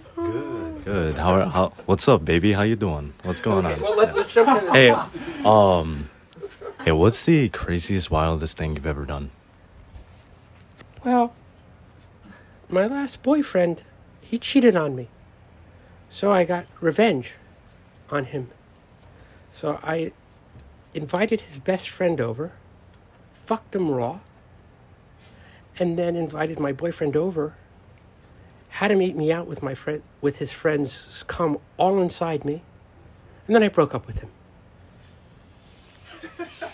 That's pretty tame. That's not... Well, Hey, I mean, hey, you went for revenge, so okay, and that's I good. don't blame you. You don't judge that. So if a chick says something way out there, like I was at threesome with four guys, I had a foursome with these guys for an entire weekend, and over and over again. You don't go one of the worst things you can do is go, oh, I thought you were such a pure girl. Basically, you just listen to them and say, that's interesting, that's cool, or wow, that's amazing. Because when you say that was pure, I didn't realize you were such a slut. When you say something like that, when you're judging them, what you're implying to them is, yes, I want to put my dick in your pussy and blow my load in you. But I don't want you to have your fantasies. So you basically want to accept what they say. Now, if she's done something so strange that it does turn you off, but even then, you don't say that. You just think, okay, well, I'm not going to take this one to the next stage. Like if she says, yeah, my husband of 4 years and 2 kids, well, none of the kids are his, and, I actually had that. I had a date with this woman who basically said, she mentioned to me casually 2 things. She goes, she was really hot. She was a former hostess who was married, and I know she had a kid with her husband. But she mentioned that I was really lucky because it had just been her birthday the month before, and she got every one of her boyfriends and her husband had to get her some expensive, 80,000 yen designer bag. The idea is that you get 5 of them. You basically then sell 4 of them and keep 1, so you can go to all the boyfriends and say, "Oh, look, I have your present." But we were talking, and she said, "Yeah, so my Wednesday boyfriend, I ended with my previous Wednesday boyfriend, so I'm looking for a Wednesday boyfriend." I was like, "Okay," and then she casually mentioned that, "Oh, we might have to break up in a year." Okay, I go, okay, but just out of interest, why? She goes, well, my husband mentioned that maybe we'll go for another kid in about a year, And I said, oh, I understand that. So you're going to break up with old boyfriend? She goes, no, I just got off the pill. But if it ended up being your kid, I'd be found out that I was cheating. Yeah, and she goes, casually mentioned that, yeah, first of all, that she had 5 boyfriends, and I wasn't particularly keen on getting a disease. And that it was just something a bit too sleazy for me. But I certainly didn't, it was like, oh, that's interesting, So you can have what you think is over your boundaries that you're comfortable with, but at the same time you don't, And if a chick tells you a fantasy that she's interested in, that's just like, for example, like if you had a girl goes, yeah, what I really want to do is see 2 guys fuck you in the, one guy fuck you in the ass and one guy fuck you in the mouth, and that's her fantasy. You can listen to it and you say that's interesting. You never have to agree what's you have no interest in. So the whole idea is just to be non-judgmental. Yeah, like, thanks for sharing. I appreciate that. Right. Yeah. Right. Thanks for sharing. Because, there's a lot of weird shit out there. Anybody, questions or comments? I got a question. I don't remember the video, but Ronin Man, he mentioned that there's like a window of opportunity at the very beginning, like maybe the first night or just the very beginning, where you could just go nuts, and it's like that non-judgmental period where you can exercise the fantasies, you can stimulate, huh? I think it's the dirty talk. Yeah, well, you can get that out of them. Like, you could find out what their fantasies are, but you better put them through the ringer. You better run the gauntlet, or the gamut of experimenting all the different which ways and whatever. Because later on, it's almost like they close off that window of opportunity. Like, they become more guarded about revealing that stuff. Can you touch on that? Because Let me explain it a little bit. So, it's because when it's a one-night stand, this is not what you're talking about, but in a one-night stand, she's going to do whatever she wants to do and be totally comfortable. But once it's a relationship, she doesn't want you telling her mom. She doesn't want people knowing her fantasies. So some girls will go and do things, as long as no one's going to know, they'll tell you all the stuff, right? So a lot of girls I found that if I get them the first time to open up, then we can do a lot more. Or if I do a threesome with them the first night, then we can do a lot more wild stuff, even though they haven't done it before in a relationship, but they're comfortable in a relationship. They know I'm not judging them and everything's cool. If you have vanilla sex the first time and then you try to do dirty stuff, it just doesn't work. So you kind of got to get at least dirty enough that you're going to be happy with this girl. Well, I think there's a lot of truth in the relationship. I think that's totally a lot of truth in that. I mean, and I wanted to get your thoughts on how that applies to long-term relationships. Right. I think what it happens is, because I have a slightly different. First of all, I'm not going to argue with that. If you start off kinky, it's easy to keep it kinky. There's something called frame. Frame is basically what is the situation that you're meeting in. Like if you're meeting in what's clearly meant to be a one-night stand, you can be kinkier because there's no consequences, especially for her. Whereas if it's meant more like it's a situation where maybe you're going to be dating, I found that I'm able to get women to be pretty kinky, but it's a slow escalation, and it also depends what you're looking for. But it's certainly, it depends on the woman. But yeah, if you start off kinky, it's just easy to keep it kinky. I think there's something else though. Really, what I was talking about was not that. It was really like, I think a lot of guys are married or have a girlfriend, and they really never know who they are because she never feels comfortable going there with these guys. So, at some level, like, if you start off vanilla, you're kind of out of your mind, right? Because I never know what's going to be like this idea of a one night stand. I never know what's a one night stand. I only know afterwards. Everything's the same to me. I'm going to fuck her. Hopefully I'll fuck her again, you know? So I don't know the future, right? So everything starts out as a one night stand, right? And then it becomes a marriage, right?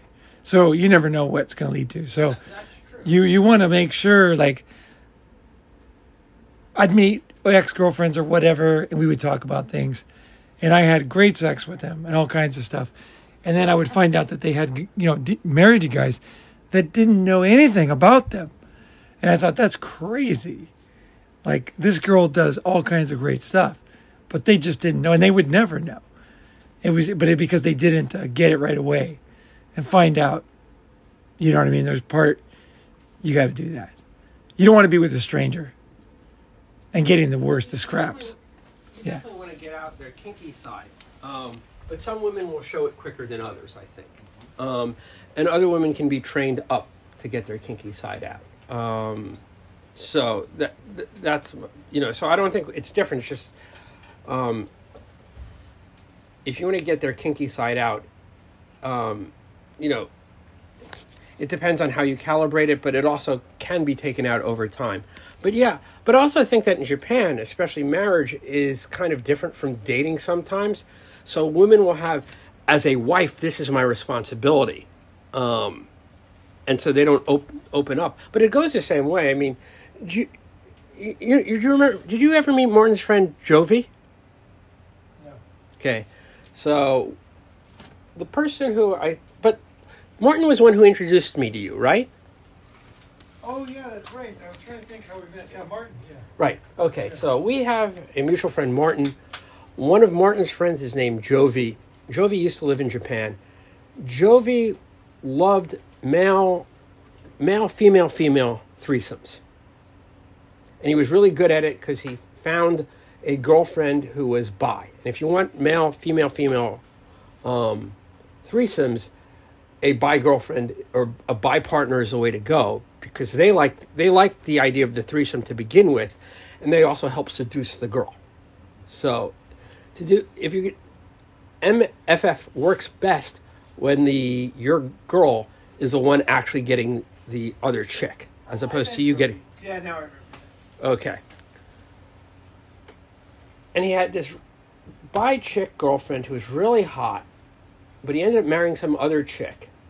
And they had a kid, but the marriage didn't go well. But Martin asked Jovi, why didn't you marry the hot girlfriend? I mean, she's perfect. And and he basically said something, but I don't want a woman who's willing to do what she did as my wife.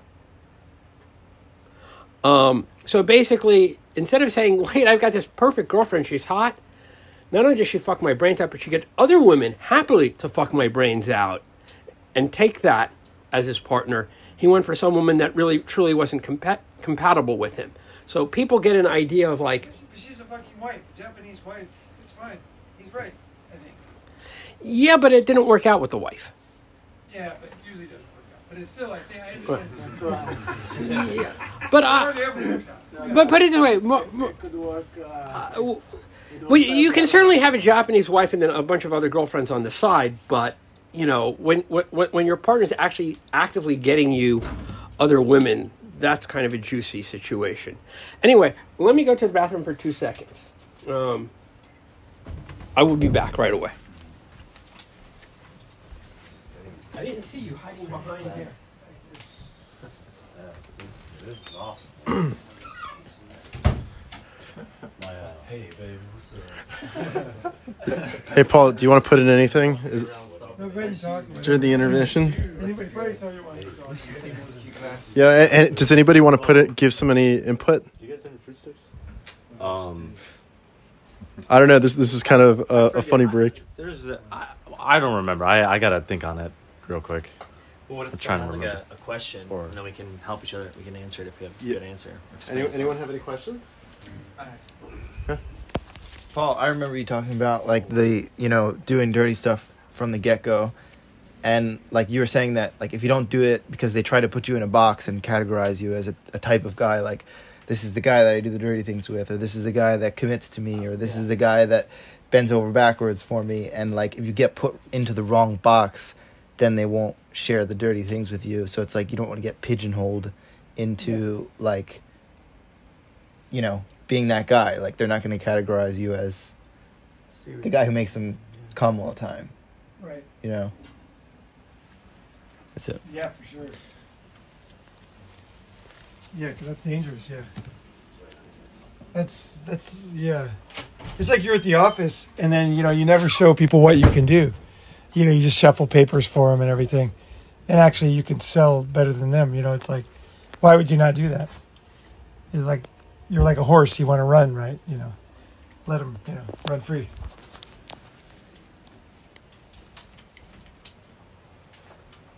Okay, so we're now to getting into bed. So bed talk, intimacy, and great sex. And so we're going to start off with a couple of interesting quotes. And the first quote I really like. This is from Isabel Allende. For women, the best aphrodisiacs are words. The G-spot is in the ear. He who looks for it below is wasting his time. So basically, using your voice for seduction helps. Next is from Judy Garland. For it was not into my ear you whispered, but into my heart. It was not my lips you kissed, but my soul. There was an old Johnny Depp movie. It was not Johnny Depp. What's his name? A Johnny Depp movie called Don Juan DeMarco. Did anybody see it? Okay. He was in some movie called Don Juan DeMarco. I haven't seen it, but I've got a few quotes. Have you ever loved a woman so completely that the sound of your voice in her ears would cause her body to shudder and explode in such intense pleasure that only weeping could bring her full release?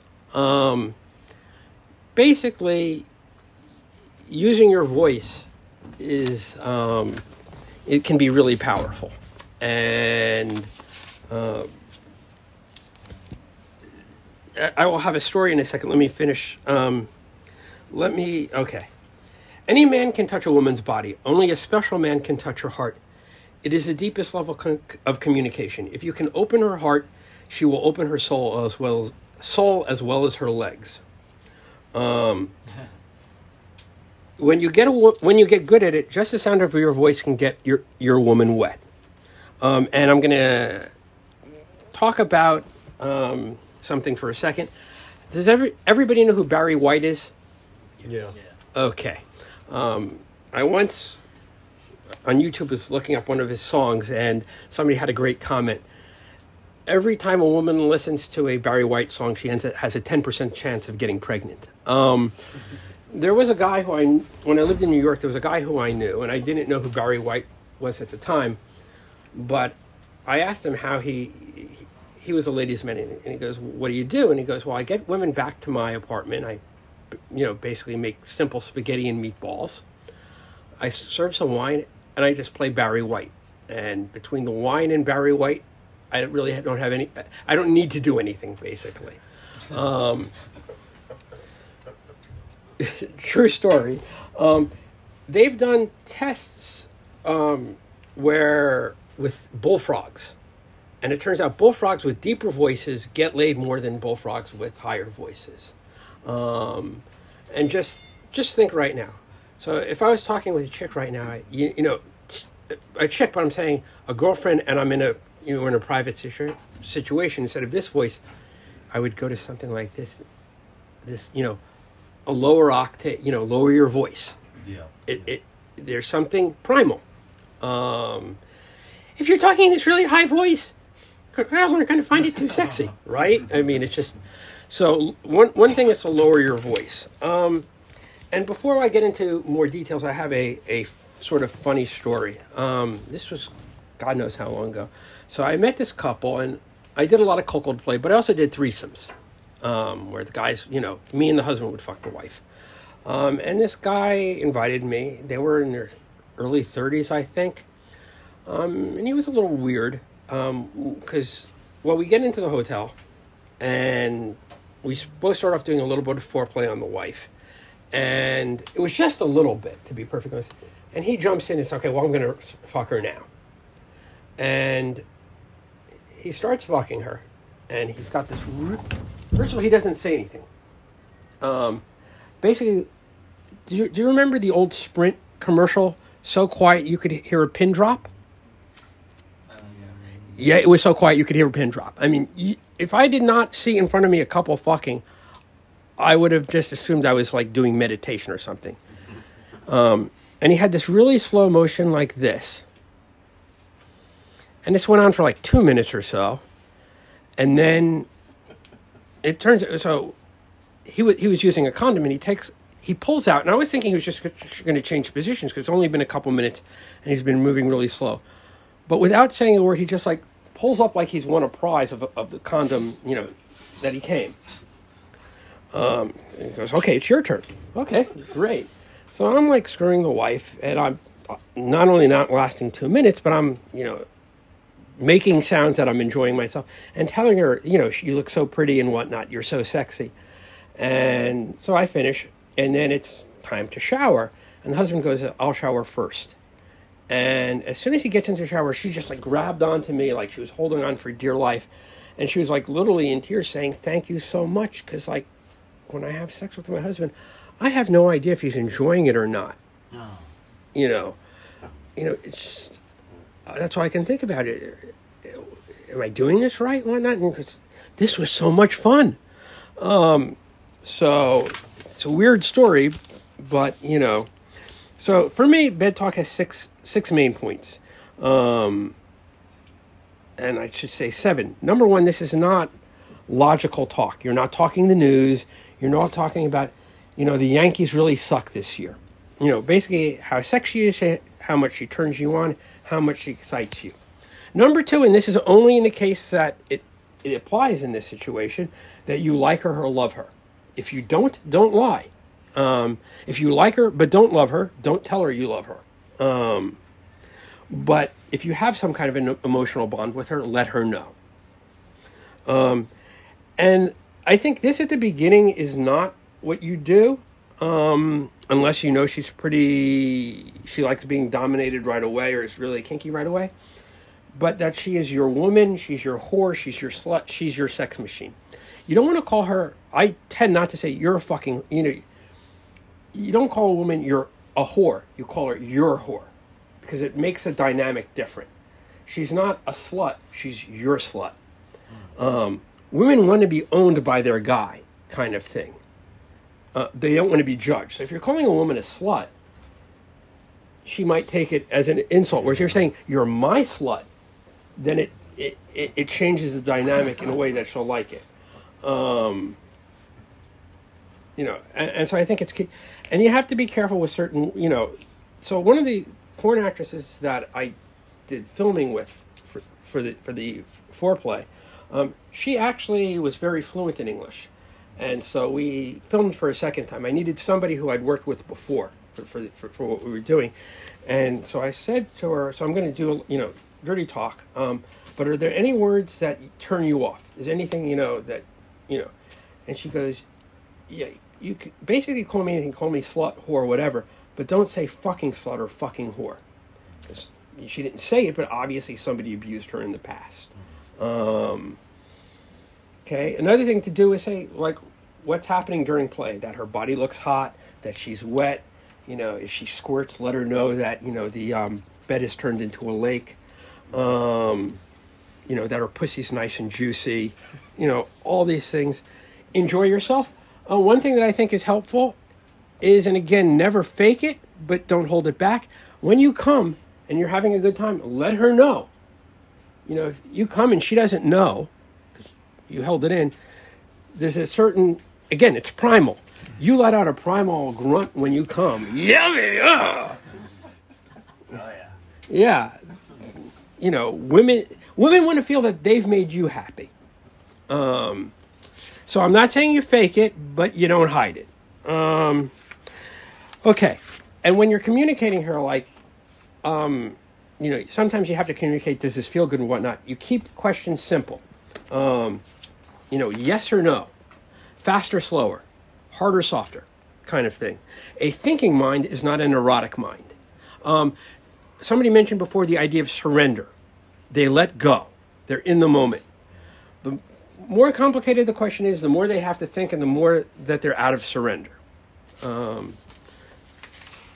Questions, comments? Personally, I stopped telling women that I love them. In the modern age, it's not good.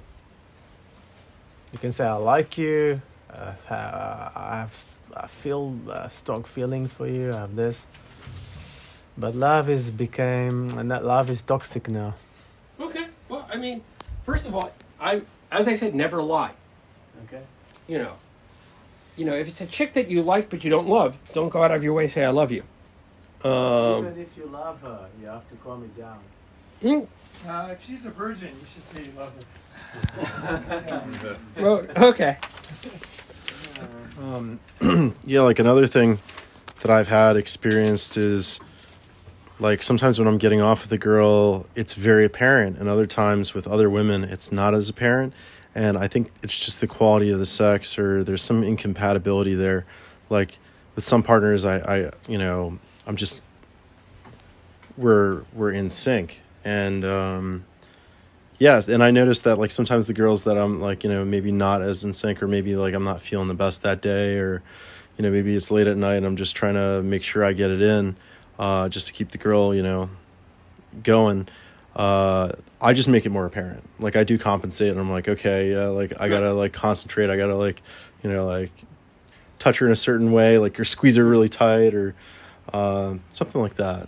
Yeah, I mean, one of the things that you have to, as a man, and I guess you guys tend to be somewhat older, which is good. You just have to be honest with yourself. Like, that, yeah, this chick is turning me on, and yeah, maybe this one's, this one gets thrown back in the ocean pretty quickly. And you don't want to be rude, but you have to be honest with yourself. Before you can be honest with anybody else, you have to be honest with yourself. Which, probably took me time to learn when I was younger. But yeah, you don't want to... You might need to fake it a little, but you probably don't want to over-fake it. Well, I'm not really faking it because I definitely feel it. But I want, like you were saying, like right. make it apparent. Right. Like that you're feeling good. You don't want to get off and they're like, "Wait, you got off?" Right. Like because that's happened to me before. Yeah, like when I know I'm getting off, it's like okay, like I'm gonna make it show. Right. Yeah, like it's also like an act of appreciation. Yeah, I personally think it is. I mean, women. I mean, as guys, you want a woman that you're with. By saying by your woman, I'm not saying necessarily, a serious partner, but somebody that you're having an ongoing relationship with. So don't take it too heavily. But you want. Most of us probably do want her to really enjoy herself, and as guys, we tend to like it when you get some kind of positive reaction out of a woman. It's not shocking, but women want the same thing. And yeah, that woman, it was amazing. Because first of all, I was like really shocked that the guy came. And I was like really, I couldn't believe how quiet the room really was. But when the husband disappeared, she was just like holding on to me for like dear life. And like, there was primal joy in her. And yeah, I mean, so letting a woman know that you had a good time really, really is helpful. Let's go on to the next thing. I think Paul will agree with this, is that male sexual leadership in the bedroom. Women want men to lead during sex. They want a man who will allow them to explore their sensuality and sexuality without judgment. One thing that I think somebody brought up before, and I forget the details, but I think one of the problems for women is when women want to be adventuresome, they're called sluts. They're called whores. Society looks down on them. When guys do it, they're called players. And there's very little social, like in Japan, for example, every year, and this isn't too surprising, you find famous actors and actresses get caught cheating. For actors, there's really not much hit to their careers. You know, yeah, I'm a bad boy kind of thing. For women, they basically lose their careers. I don't say that's exactly the same all over the world, but realistically, society looks down on sexually active women more than it looks down on sexually active men. And I don't know if that is the only reason, but women want adventure, but they don't want to be responsible for starting the adventure. Might be the best way to say it. So first we're going to get to some quotes. We're going to get hungry here pretty soon. Okay. Well, let me get to this quickly. He who this is again Mae West. He who hesitates is a damn fool. Next is... That's true. Fuck, that's very true. You got to move in. Right. When she's thinking... Right at the moment. Right. A window of opportunity doesn't stay open. Next is from some French woman, a very famous French writer. And this is pretty interesting what she writes. It's kind of long. I do not want to be the leader. I refuse to be the leader. I want to live darkly and richly in my femaleness. I want a man lying over him, over me, always over me. His will, his pleasure, his desire, his life, his work, his sexuality, the touchstone, the command, my pivot. I don't mind working, holding my own ground intellectually, artistically, but as a woman, oh God, as a woman, I want to be dominated. I don't mind being told to stand on my own 2 feet, not to cling, to be capable that I'm doing, but I'm going to be pursued, fucked, and possessed by the will of a man at his bidding. What I think we have to realize is women have 2 parts to them. Their human part and their female part. By their human part, I mean like if they're at work, work or whatever, they have a part that is just a human. But then they have their female part. And you have to look at them as 2 distinct parts. And you don't want to treat somebody that you're in just a human relationship with as a female, because then you get all sorts of sexual harassment things. But you have to understand, if she's your female, you have to treat her as your female. Next is, again, from Casanova. She was astonished to find herself receptive to so much pleasure, for I have showed her so many things that she considered fictions. I did things to her that she did not feel she could ask me to do, and I taught her that the slightest constraint spoils the greatest pleasures. Basically, you have to lead a woman. And again, this comes down to being a leader and dominant, but not domineering. By that I mean is if, like, you say you want to try threesomes, and you try it once. She says, I hate it and never do it again. It will not end well. I have a story of some woman who really hot, very sexually active woman. She ended up getting divorced from her first husband. Long story short, I fucked her once. It was clear that I wasn't particularly her type. So it ended, but we stayed in touch every now and then. She got divorced. Then she had a boyfriend, and she called me up one day. She goes, I need to talk with you. So I talked, and she basically had this really long story of she had a new Japanese boyfriend, and he basically set her up to go to an orgy that she wasn't, she didn't want to be at, for a long story short. She was also at the beginning of the relationship, so she just felt used. And at the end of it said, like, well, why are you talking to me? She goes, I want you to set up a threesome for me. It's like, basically she knew that I'm good, but she knew she wouldn't fall in love with me. So I was like, set something up so I get fully pleasured. And the point is, lead your woman to various adventures, but if she makes it clear she doesn't want to, don't force her.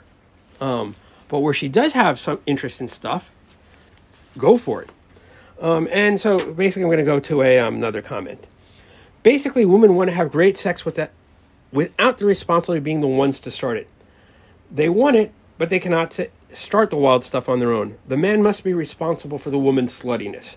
So society tells a woman who are sexually adventurous that they are bad women. And, I have a lot of, girlfriends or ex-girlfriends, and when I tell them they are slutty, a lot of them laugh and say, well, it's all your fault. And that's, basically what you want. You turned me into this sex whore. This was from one of the seminars, but this is, an idea of something to do.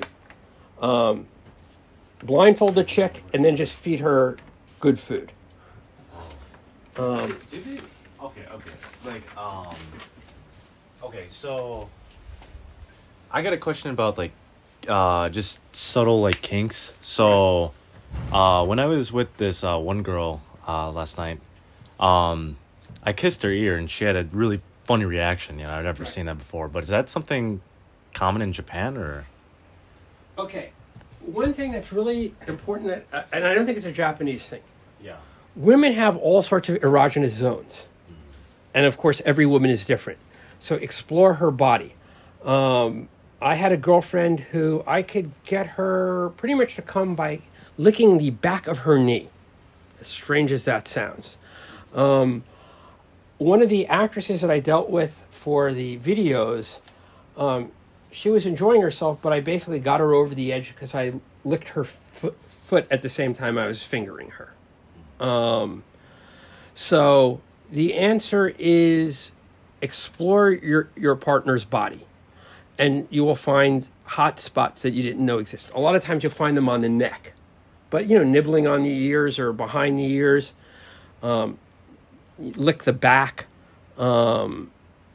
do all sorts of, touch all sorts of stuff, because you never know where you find a strange reaction. So I don't think that's a kink. I just think that body. I see what you're saying. Yeah, guys have them too. Yeah. Yeah. You probably know something of yours. She's got something of hers. Right.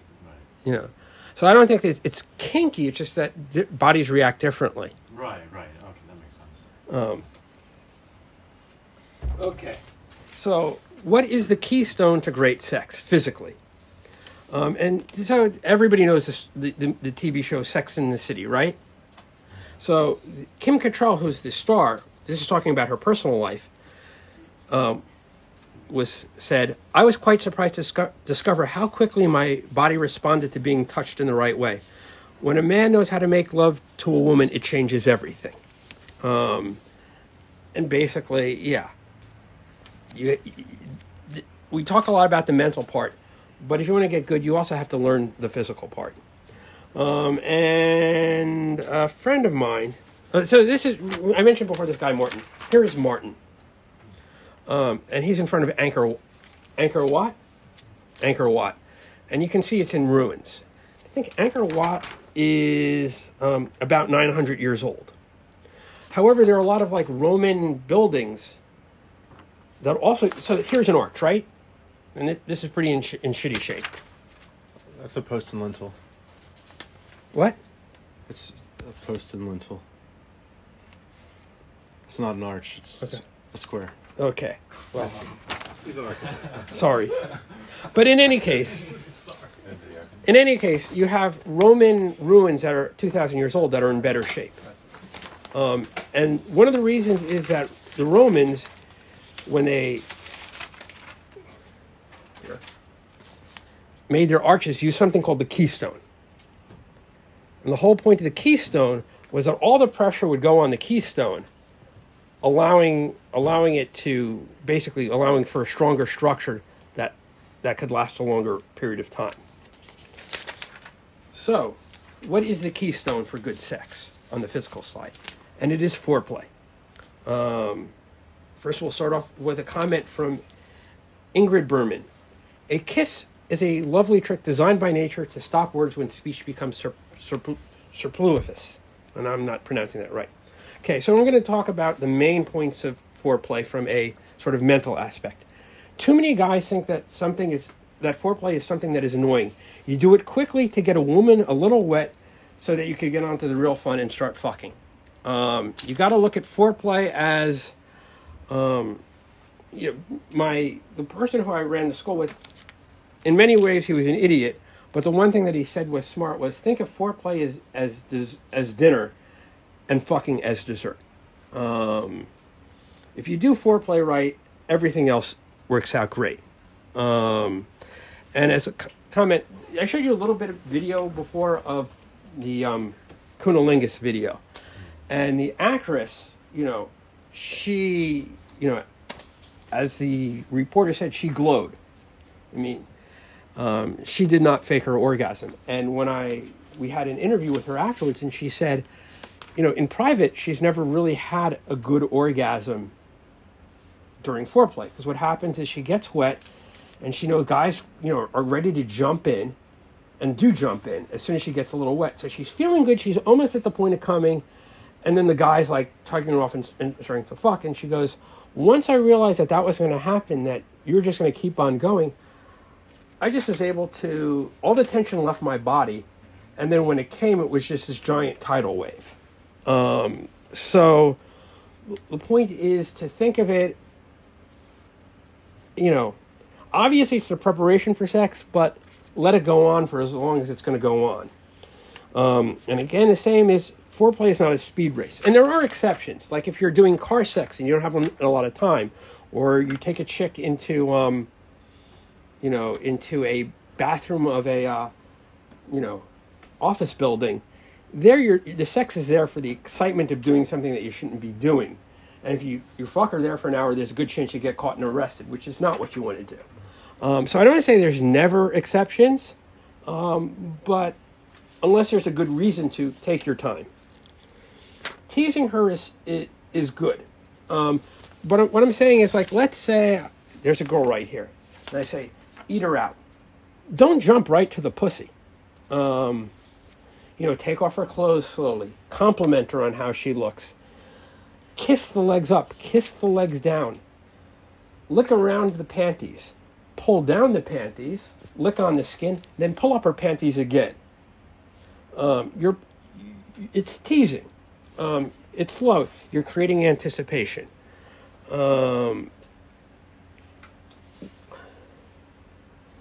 Okay, understand how the body works. Okay.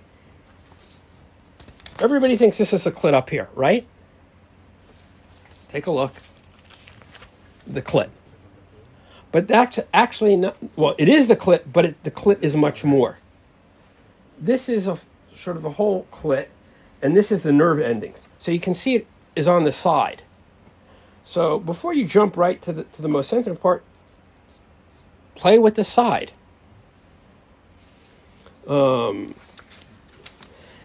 Next thing is, I'm trying to speed things up. Every woman is different. Some women come really easy, some come slowly. Some chicks, they want an up and down motion. Other chicks want a sideways motion. You cannot go to a woman and say, hey, my last girlfriend liked it this way. Why don't you like it this way? That just doesn't work.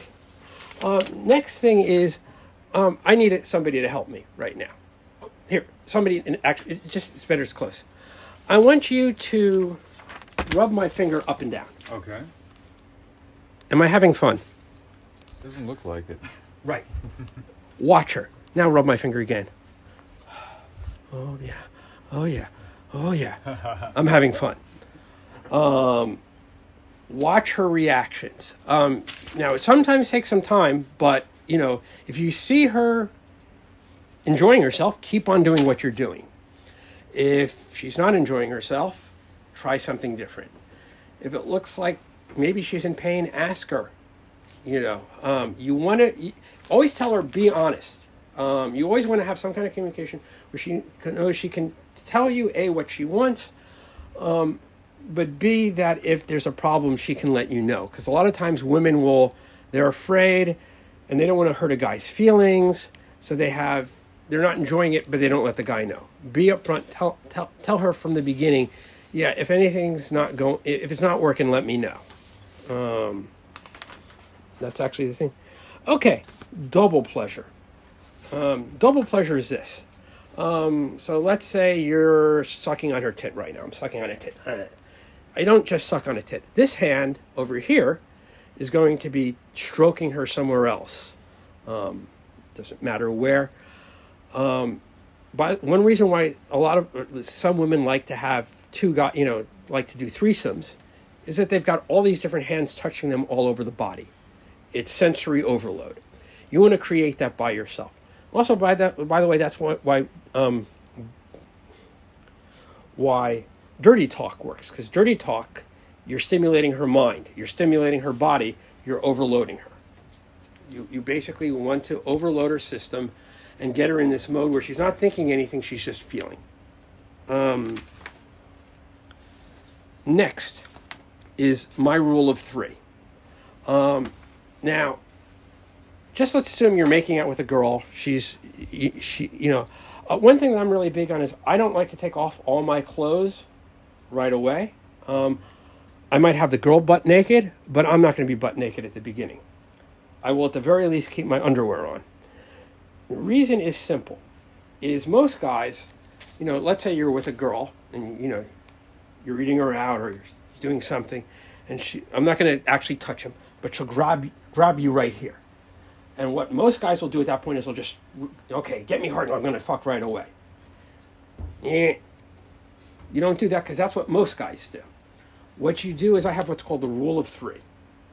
And again, there are exceptions to this. For example, if it's a woman that I know and if it's a woman that for the first time and I don't know her patterns, I might give her a long time. If it's a woman who I know her patterns and she takes a long time, then it will be less than this. But I have what's called the rule of 3. I want the woman to come 3 times in foreplay before she's allowed to touch my cock. Touching my cock is an honor that she gets by basically coming 3 times. And so and again, you never want to force it, and there are times that you have to understand that a woman might be having a bad day, where she's not feeling it. So I don't want to say it's a hard rule. It's more of a, what would you call, a goal? Because you don't want to explicitly put pressure on a woman. You don't want to keep on asking her every 2 minutes, did she come? Because then she's worried about she's got to come and you're putting pressure on her. And we're getting out of the erotic mind. But in a perfect world or a good world, you've made her come many times before your pants are off. Because one thing is that if you think your dick is going to make her come before she's come already during foreplay, I don't want to say it's impossible. It's not impossible, but it's often pretty hard. But if she's already come a bunch of times from foreplay, she's already in an orgasmic mode. It's then really easy for her to come during penetration. So call it a good rule, but not a hard rule because there's always exceptions. Like there was one woman who I dated who it took literally 30 minutes of hard finger banging to get her to her first orgasm. And so for 3 orgasms, my arm would have been amputated. But it's a good rule when doable.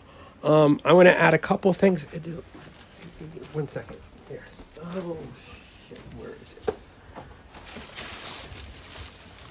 Oh, it's okay, good. Some tips. These are 100 yen mints that you can get here in Japan. Put 2 in your mouth or 3 in your mouth. Crunch on them. When you're about to go down on a woman, at first, blow on top with minted breast. Don't touch. So assuming this is her pussy, you're not doing this right away. You're doing this. It's mind-blowing for most women. I had one woman complain that it was too strong, the mint, and it hurt her. But I'd call it a 95%, my God, this is fucking amazing. And again, it's part of the foreplay, blowing on the pussy. Never blow in the pussy, because I read something where it could create air bubbles and kill her potentially. But I don't know if that's true or not, but I read it somewhere. And it's probably bullshit, but if you blow on top like this, there's no problem. Other thing is use of toys. I actually think toys can be very useful.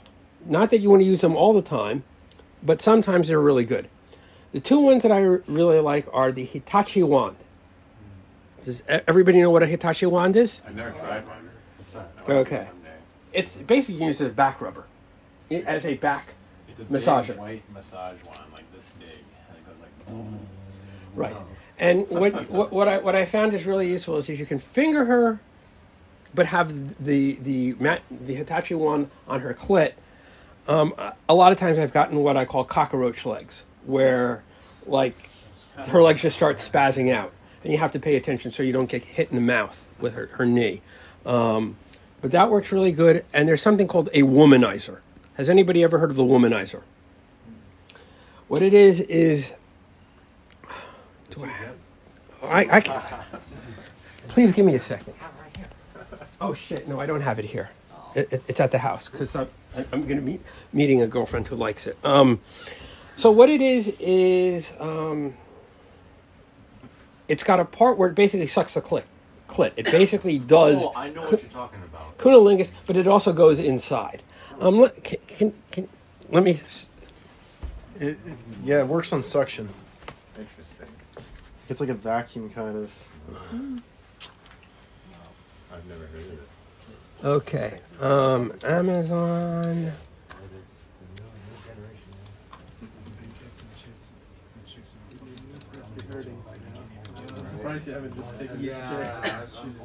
Yes. Okay, this is what it is. So this is the suction part. This is the part that goes inside. And yeah, it's you basically hold her hand, you kiss her, you suck on her tits, whatever. But it tends to give women a mind-blowing orgasm Right away. too. So I don't like to use toys just by the like. It's not like use a toy while I do work and then I'll come back and fuck you.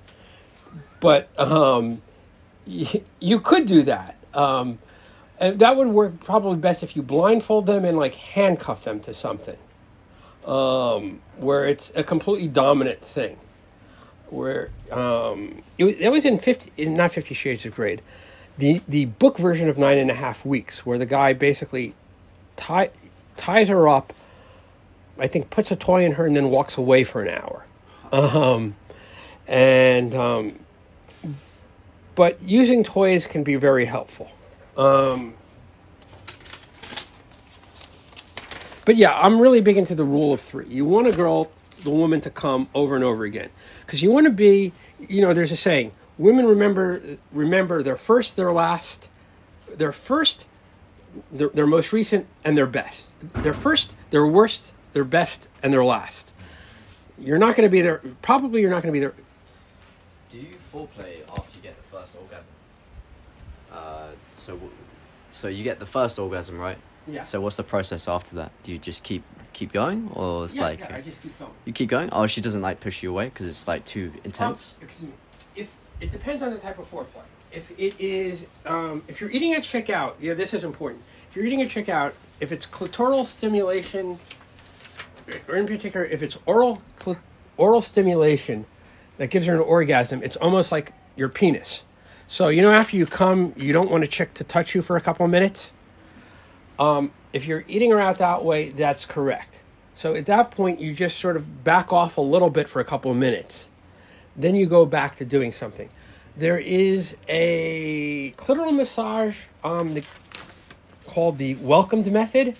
It was from the San Francisco group called the Welcome Consensus, who sadly closed last year. My old company used to actually sell some of their stuff into Japan, and we use that as a base for a lot of our videos. But basically it's a very slow clit massage. If you ever on Netflix see there was a movie about a sex cult in San Francisco called Orgasm Massage. Or not Orgasm Massage, Orgasm Meditation. Yeah, I saw that. Right. Yeah, one take. Right. Basically, they ripped off the idea, but put it into a 15-minute thing. The woman, Danielle, whatever her name was, had been actually a student at the Welcome Consensus. We know some guys who were in that. Right. In the last retreat, there were a couple of guys who had been there. But basically, that clitoral orgasm, how you think of most orgasms is like this. You go up, you hit 100, and then you come down. That orgasm is like you're at 98 for a long time. So that orgasm you could do and won't be. But if you're giving a chick a clitoral orgasm, yeah, she's going to have a time where she wants downtime. So at that point, you back off direct stimulation, but then after a minute or two, you can go back to that previous stimulation, or you can go for fingering. And the idea of trying to get a deep orgasm, using your fingers, is that once it's inside, she can have multiple orgasms. But it's easier to get that once you get a clitoral. Good question. Good question.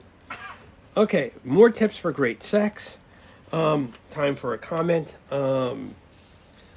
Seduction is not making somebody do what they don't want to do. Seduction is enticing someone into doing what they secretly already want to do. And back to my favorite Mae West, when I'm good, I'm very good. But when I'm bad, I'm better. And whenever I'm caught between two evils, I take the one I've never tried. Okay, so dirty talk. Yeah, we've discussed this, but you got to use dirty talk because it's just another way of stimulating her. Fantasy and role-playing and course play. Using your imagination to create wild scenarios. You dress her up as a nurse. You could do this. Let's say you've been on a business trip for 10 days. You haven't seen your girlfriend for a while. You come home. You've been in jail. Well, this is easier to explain in Japanese, but you've been locked up in jail for 3 years, and she's been like a waitress at Hooters. So every day guys are like trying to grab her, but she hasn't had sex in those 3 years as well. So that's like the scenario you do. That leads to really animalistic sex. But the idea is that you create these situations that are, just you're not your normal. Let's come home and have a slow, normal fuck. You're doing something strange. Because I think women like to have something that's stable at one point, but adventure at the same time. So what you're trying to do is you want to give them some stability, but adventure. You set up a camera. Today she's a porn star. Light SM. I'm really big into light SM. Eye masks, ropes, handcuffs, spanking. Who here spanks? They're chicks. Okay, yeah. Spanking is good. Okay. All day foreplay. So a few of you look scared when I say all day foreplay because you're thinking, first you tell me I got to do foreplay 15 minutes. Now all day, and no, it is not physical all day foreplay. What you're doing is you have a date set up with a chick. You start planting stuff in her mind. You tell her, I want you to show up, in a mini skirt, show off your tits, show up with no bra, no pants. Tell her, just things that you plan to do or things that you've done in the past. Remember the time we did this? What you want her to do is you want her to be thinking all day about what's going to be happening. Because remember, you want to fuck her mind. Once her mind is fucked, then it's easy to fuck the body.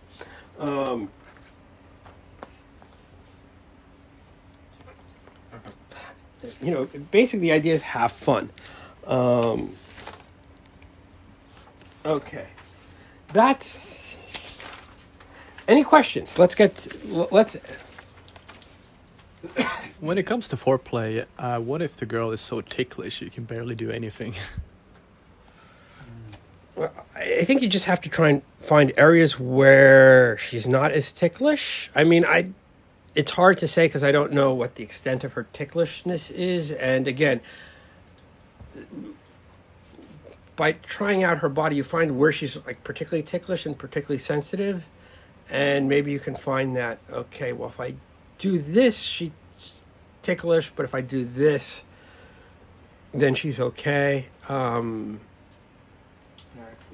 also wonder, are you going really soft the whole time, or are you trying different types of touching and holding? If you're slowly moving up, she's gonna be more tickled. If you grab her leg or something like that and pull it to the side or something like that, or grab her thigh, she's probably not gonna be tickled by that. That's gonna might turn her on a different way. So trying different maybe types of touching and different types of pressure and how you're doing it might get different reactions. Yeah, exactly. One thing that I didn't bring up but I think is helpful is, and again, I don't know if you do this so much. I don't tend to do this so much on the first date, but I do this more and more as the relationship goes on. not rough in the sense of pain. Rough is the sense I'm in control. Like I'll throw a chick into bed. You know, like you don't slowly put them here. No, just throw her into bed. Because I'm going to take you right now. You know, the whole idea of the primalness. And to a certain extent, it's kabuki. Okay. I'm going to... Okay. I've got a question for Paul. Paul, are you going to go to Fuji-Q Highland? I don't think so. Okay. So, for those of you who don't know, Fuji-Q Highland is a theme park in Japan. It is possibly the best theme park for roller coasters in Japan. Not in Japan, in Asia. They have like 3 or 4, you'd call them at least B+ to A-, you know, world-class roller coasters. This is roller coaster heaven. Is that near Kawaguchiko? What? Is that near Kawaguchiko? Yes. Oh, I took a train past it. It looks lit. Like, I almost regretted not stopping. Okay. We're going to climb Fuji anyway, so. Right. Yeah. Good idea. Right. It is awesome. Now I'm going to give you a scenario. And this is why, how should I say it? You want to create adventure with chicks, but it's got to go somewhat slow sometimes, depending on the chick. So you could go to Fuji-Q Highland tomorrow and go on a great ride. The town that I live in, Tokyo Prefecture, not in the town itself. So where I live is Fuchu, and Fuchu's famous for having a lot of parks. So imagine if I told you that, like, I liked Fuji-Q so much, I've built my own massive jet coaster that's 3 times higher than any, like, it's 700 feet tall and goes 250 miles an hour. And I take you there, and you see it, and it is huge.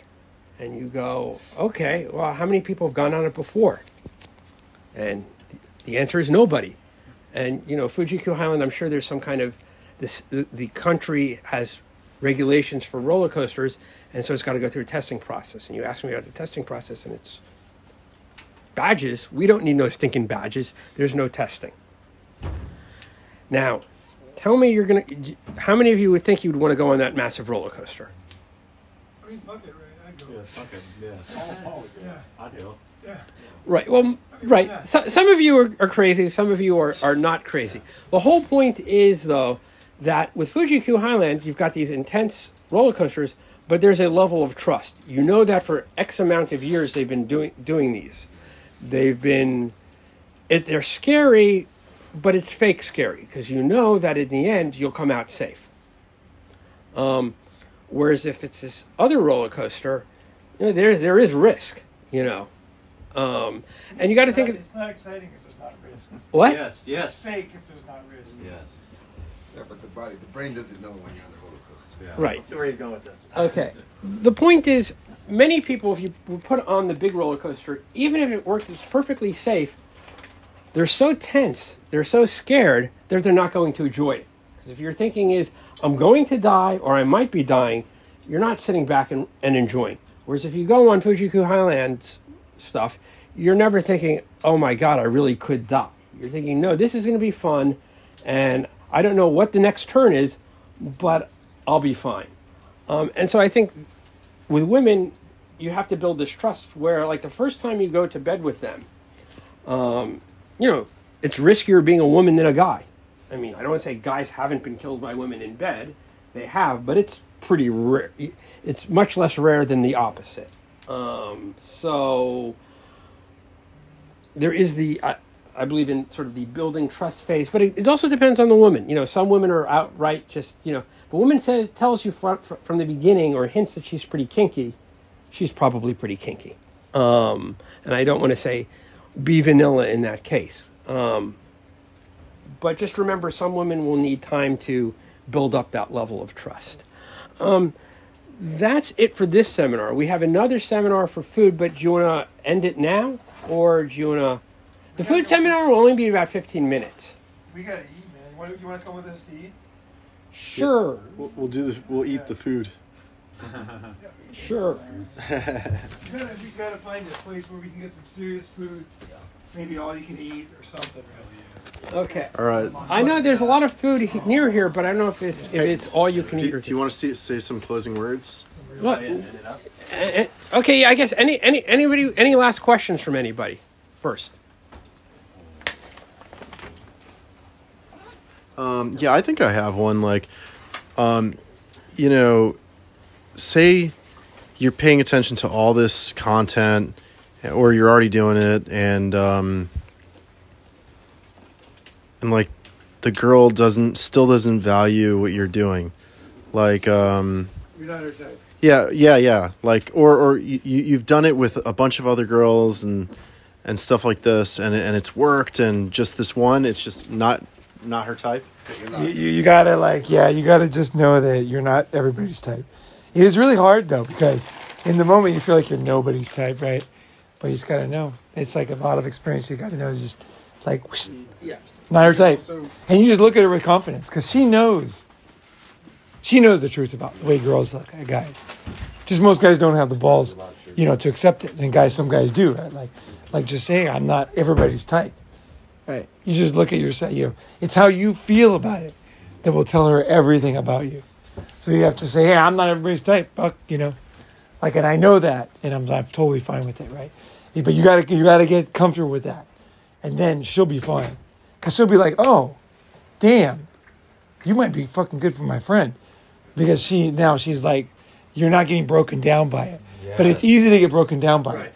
So that's the thing you want to avoid. You also may want to check to see if she's been using toys and she's not telling you, because I mess with chicks who use the little rabbit thing or whatever, and they go they use that thing every day, and I mean you'll be sitting there for 30 minutes doing every move that you have that normally works, and nothing's going on. So I mean sometimes it's kind of embarrassing, but I would just ask, because all you do is get better, and then if you're into whatever they're into, just try that. Yeah. I think you have to just, there's a huge variety of women, and just let's say, if every woman you deal with is like, you're the worst lay in my life, you're clearly doing something wrong.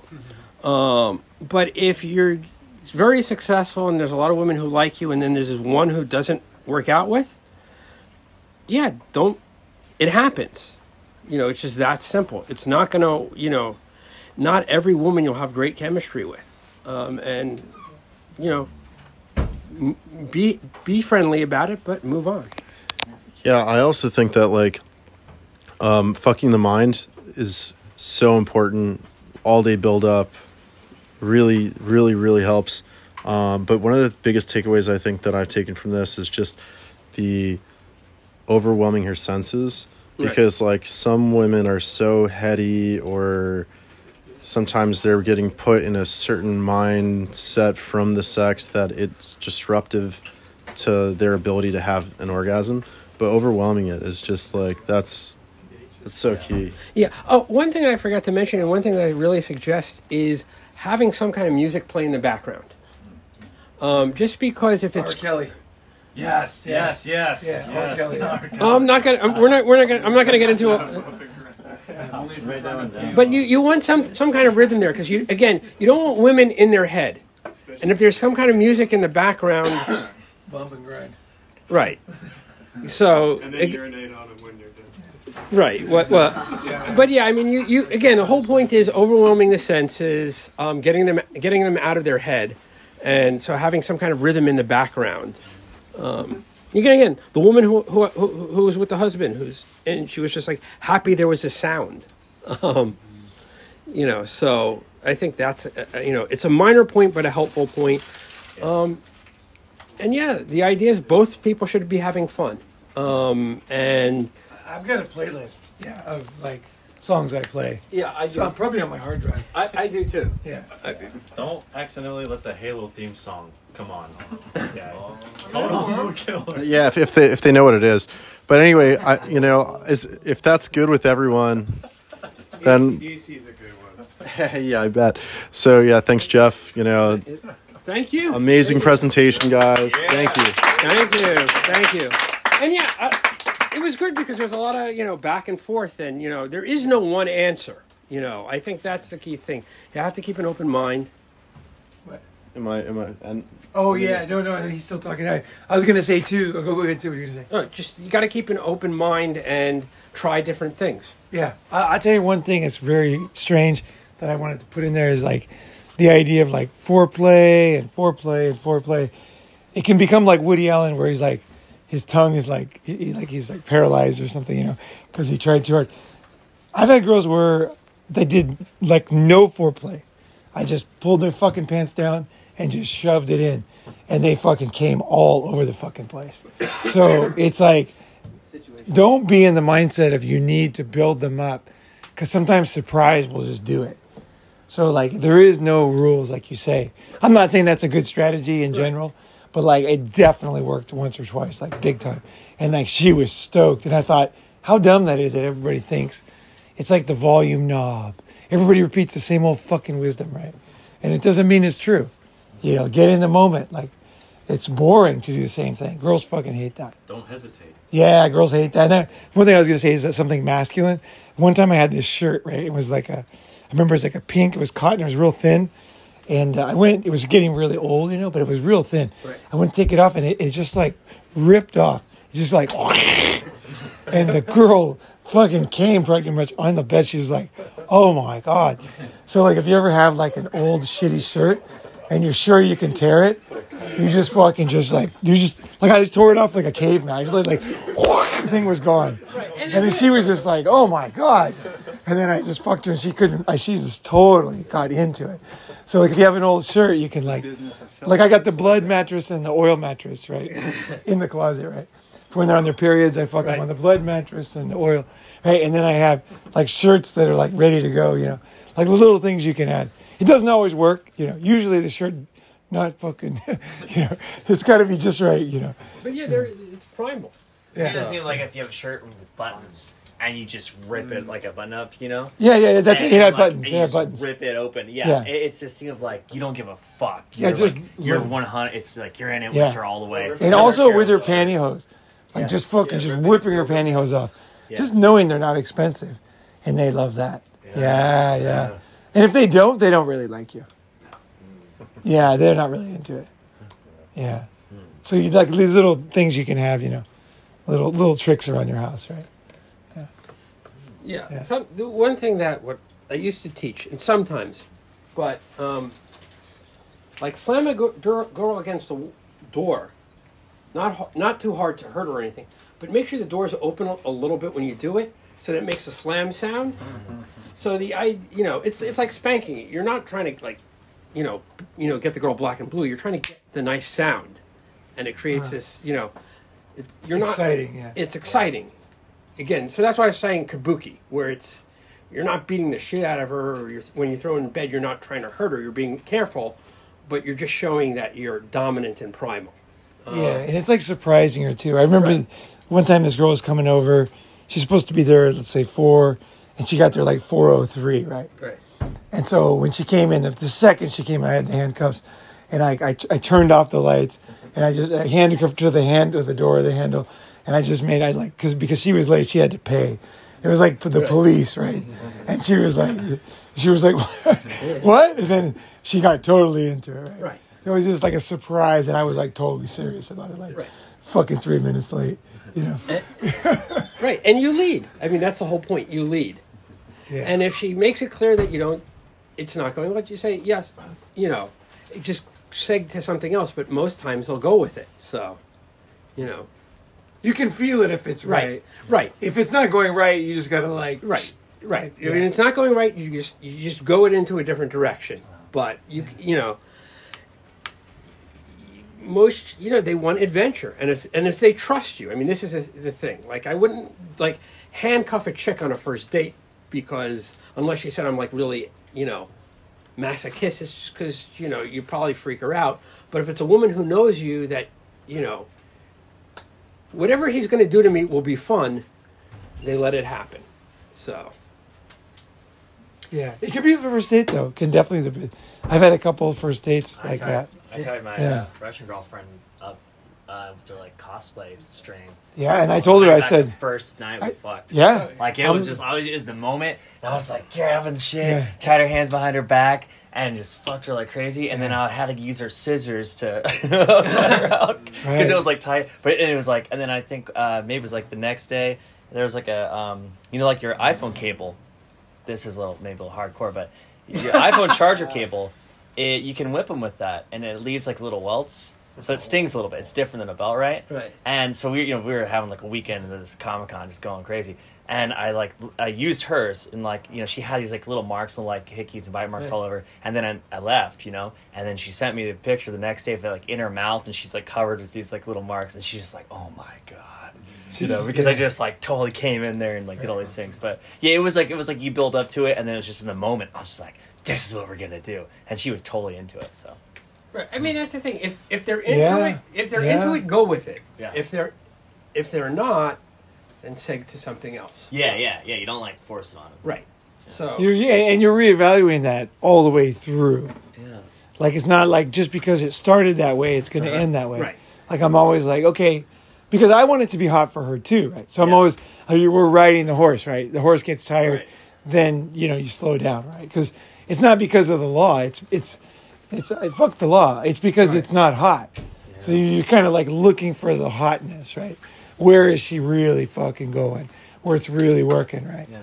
Yeah, because I don't want to just push something that's not working, right? Totally. And I think also if you're confident and cool enough to be able to like, it's okay, it's not working, and just like segue into something else, but you like it doesn't kill the mood. You just like naturally flow into the next thing. That makes them feel even better. Like, so if you're doing something that's not quite hitting off, instead of getting like upset or like, oh, it's over, if you can segue and be calm and remain and just direct it in a different direction, I notice that wins them over even more. Like collapsing in the middle of sex doesn't turn a girl on. It just doesn't, you know what I mean? It's just like collapse, like all of a sudden you're just like, oh. Yeah, it's like, no, you got to kind of like, you got to roll with it and then just go. Yeah. And then just enjoy the fact that the power in you as a man is the ability to make it work in the end. It's like to navigate this fucking shit, right? Well, that goes back to being strong. The strong man remains calm and handles the situation. Other thing is, at the end, you do want to show affection. Like, you can do the craziest, wildest shit, and that's all fine. That's what I was saying. Yeah. But you got to give her the hug at the end and say, "You're awesome, babe," and just give her the cuddle, give her the affection. I think more than that, you gotta mean it. That's the thing. Is like, she did something really dirty, and then you think, wait, fuck society. Well, what do I think about that? I like girls that do the good stuff, and I like her better. And then she'll feel like, oh, he's not just saying this to calm me down. He actually appreciates me, right? Yeah. Like, guys are complicated, right? We're complicated, right? Like, we really feel good about something that could be pretty wild, right? Yeah. But then we're like, babe, I'm with you, right? I'm going to support you, you know what I mean? Like, I'm there for you because this was good for me. Like, you were able to be like that primal thing, right? Yeah. And that was, and that's, I appreciate that too, primal, that fucking being part of it, right? Yeah. Yeah. Yeah, something I wanted to add as well. Like, just words doesn't work with this. That's the danger. Is you're just doing it for her, that can backfire. Because then she's like, wait, he still looks at me like a slut. And you have to you don't want that because that's a big backlash. If she doesn't really believe it. So I think you have to, when you tell a girl something, you have to figure out how to believe it first. Right. You have to be congruent with your feelings. Yeah. Or if you believe it. And if you do, then you're like, wait, what was I not even thinking that? Of course I believe, I think you can even, instead of saying something too much, say after you did some crazy shit or whatever, pull her in your arms and just like hold her and just like kiss her neck and stuff. So like you go immediately into like just like, that's my girl, And I noticed like that, it's like a nice way to finish it all up, if that makes sense. Yeah, like you don't have to say, oh, I don't see you like this, or oh, you're so sweet. Like you could say that, but you can also just show it. Fuck words, dude. You can just show it. Right. And then one thing I wanted to add, because I didn't say earlier. Words, they make it seem so fake. Yeah, you said something really great earlier when you said like about the best lover doesn't just skip out in the morning after it, but takes her time. I noticed and the girls like too, when after you come, like after you just have great sex, don't just immediately, sometimes you do, but because you're just feeling it, whatever. But you don't have to immediately just like, bounce off to the bathroom, whatever. Right. But like really just soak it up, right. Maybe you just fucked her so good or whatever. You guys are like, just savor that moment. Like just go nice. You don't just rush right out. You're like really enjoying that. It's a process of like leaving, and then even after you're gone, like send 2 or 3 messages. Yeah. Oh, that was so hot. Yeah. Or like I'm thinking about you. I can still smell. Like. And then it's over. Yeah, it's not like, I came, it's over. It's like, right. It's not just even out the door. It's even a little bit when you're trailing out after you're out with a couple of texts, right? Right. This actress, kind of weird. She was married, and her husband, usually the managers would drop the women off. This woman was actually, her husband brought her. So she was doing it with very much the permission of her husband. And this was the light SM class. And so, we did the thing, and there's no fucking in it. It's just foreplay. But, blindfolded, handcuffs, spanking, all that sort of stuff, and just explaining what's going through it. But at the end, I gave her the hug and, thank you so much, and just a big hug and just, hold. And she actually broke down in tears because I've never been hugged before after sex. Because obviously she had some weird relationship with her husband. But yeah, she was like, you could see she was just really sad.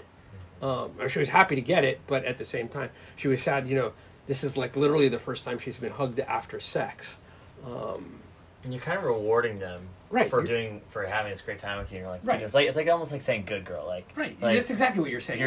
You bond with them, like we just have this amazing time, and then you don't have to say it. It doesn't have to be like, right. Like you don't have to do too much, but just. It's a feeling, and that also comes from being that strong, dominant guy that they feel that. I think that's what guys get confused. A lot of this doesn't take too much work. Like, an extra 5 or 10 minutes of foreplay is not going to kill you. An extra couple of hugs after good sex, it's just not that rough. You just got to just incorporate it. I like the hugs. That's the thing. I like the hugs. Yeah, right. Yeah, so it's like, that's not a problem. Right. But again, but some guys... They might like it, but they haven't realized that it's a big deal, so they haven't done it.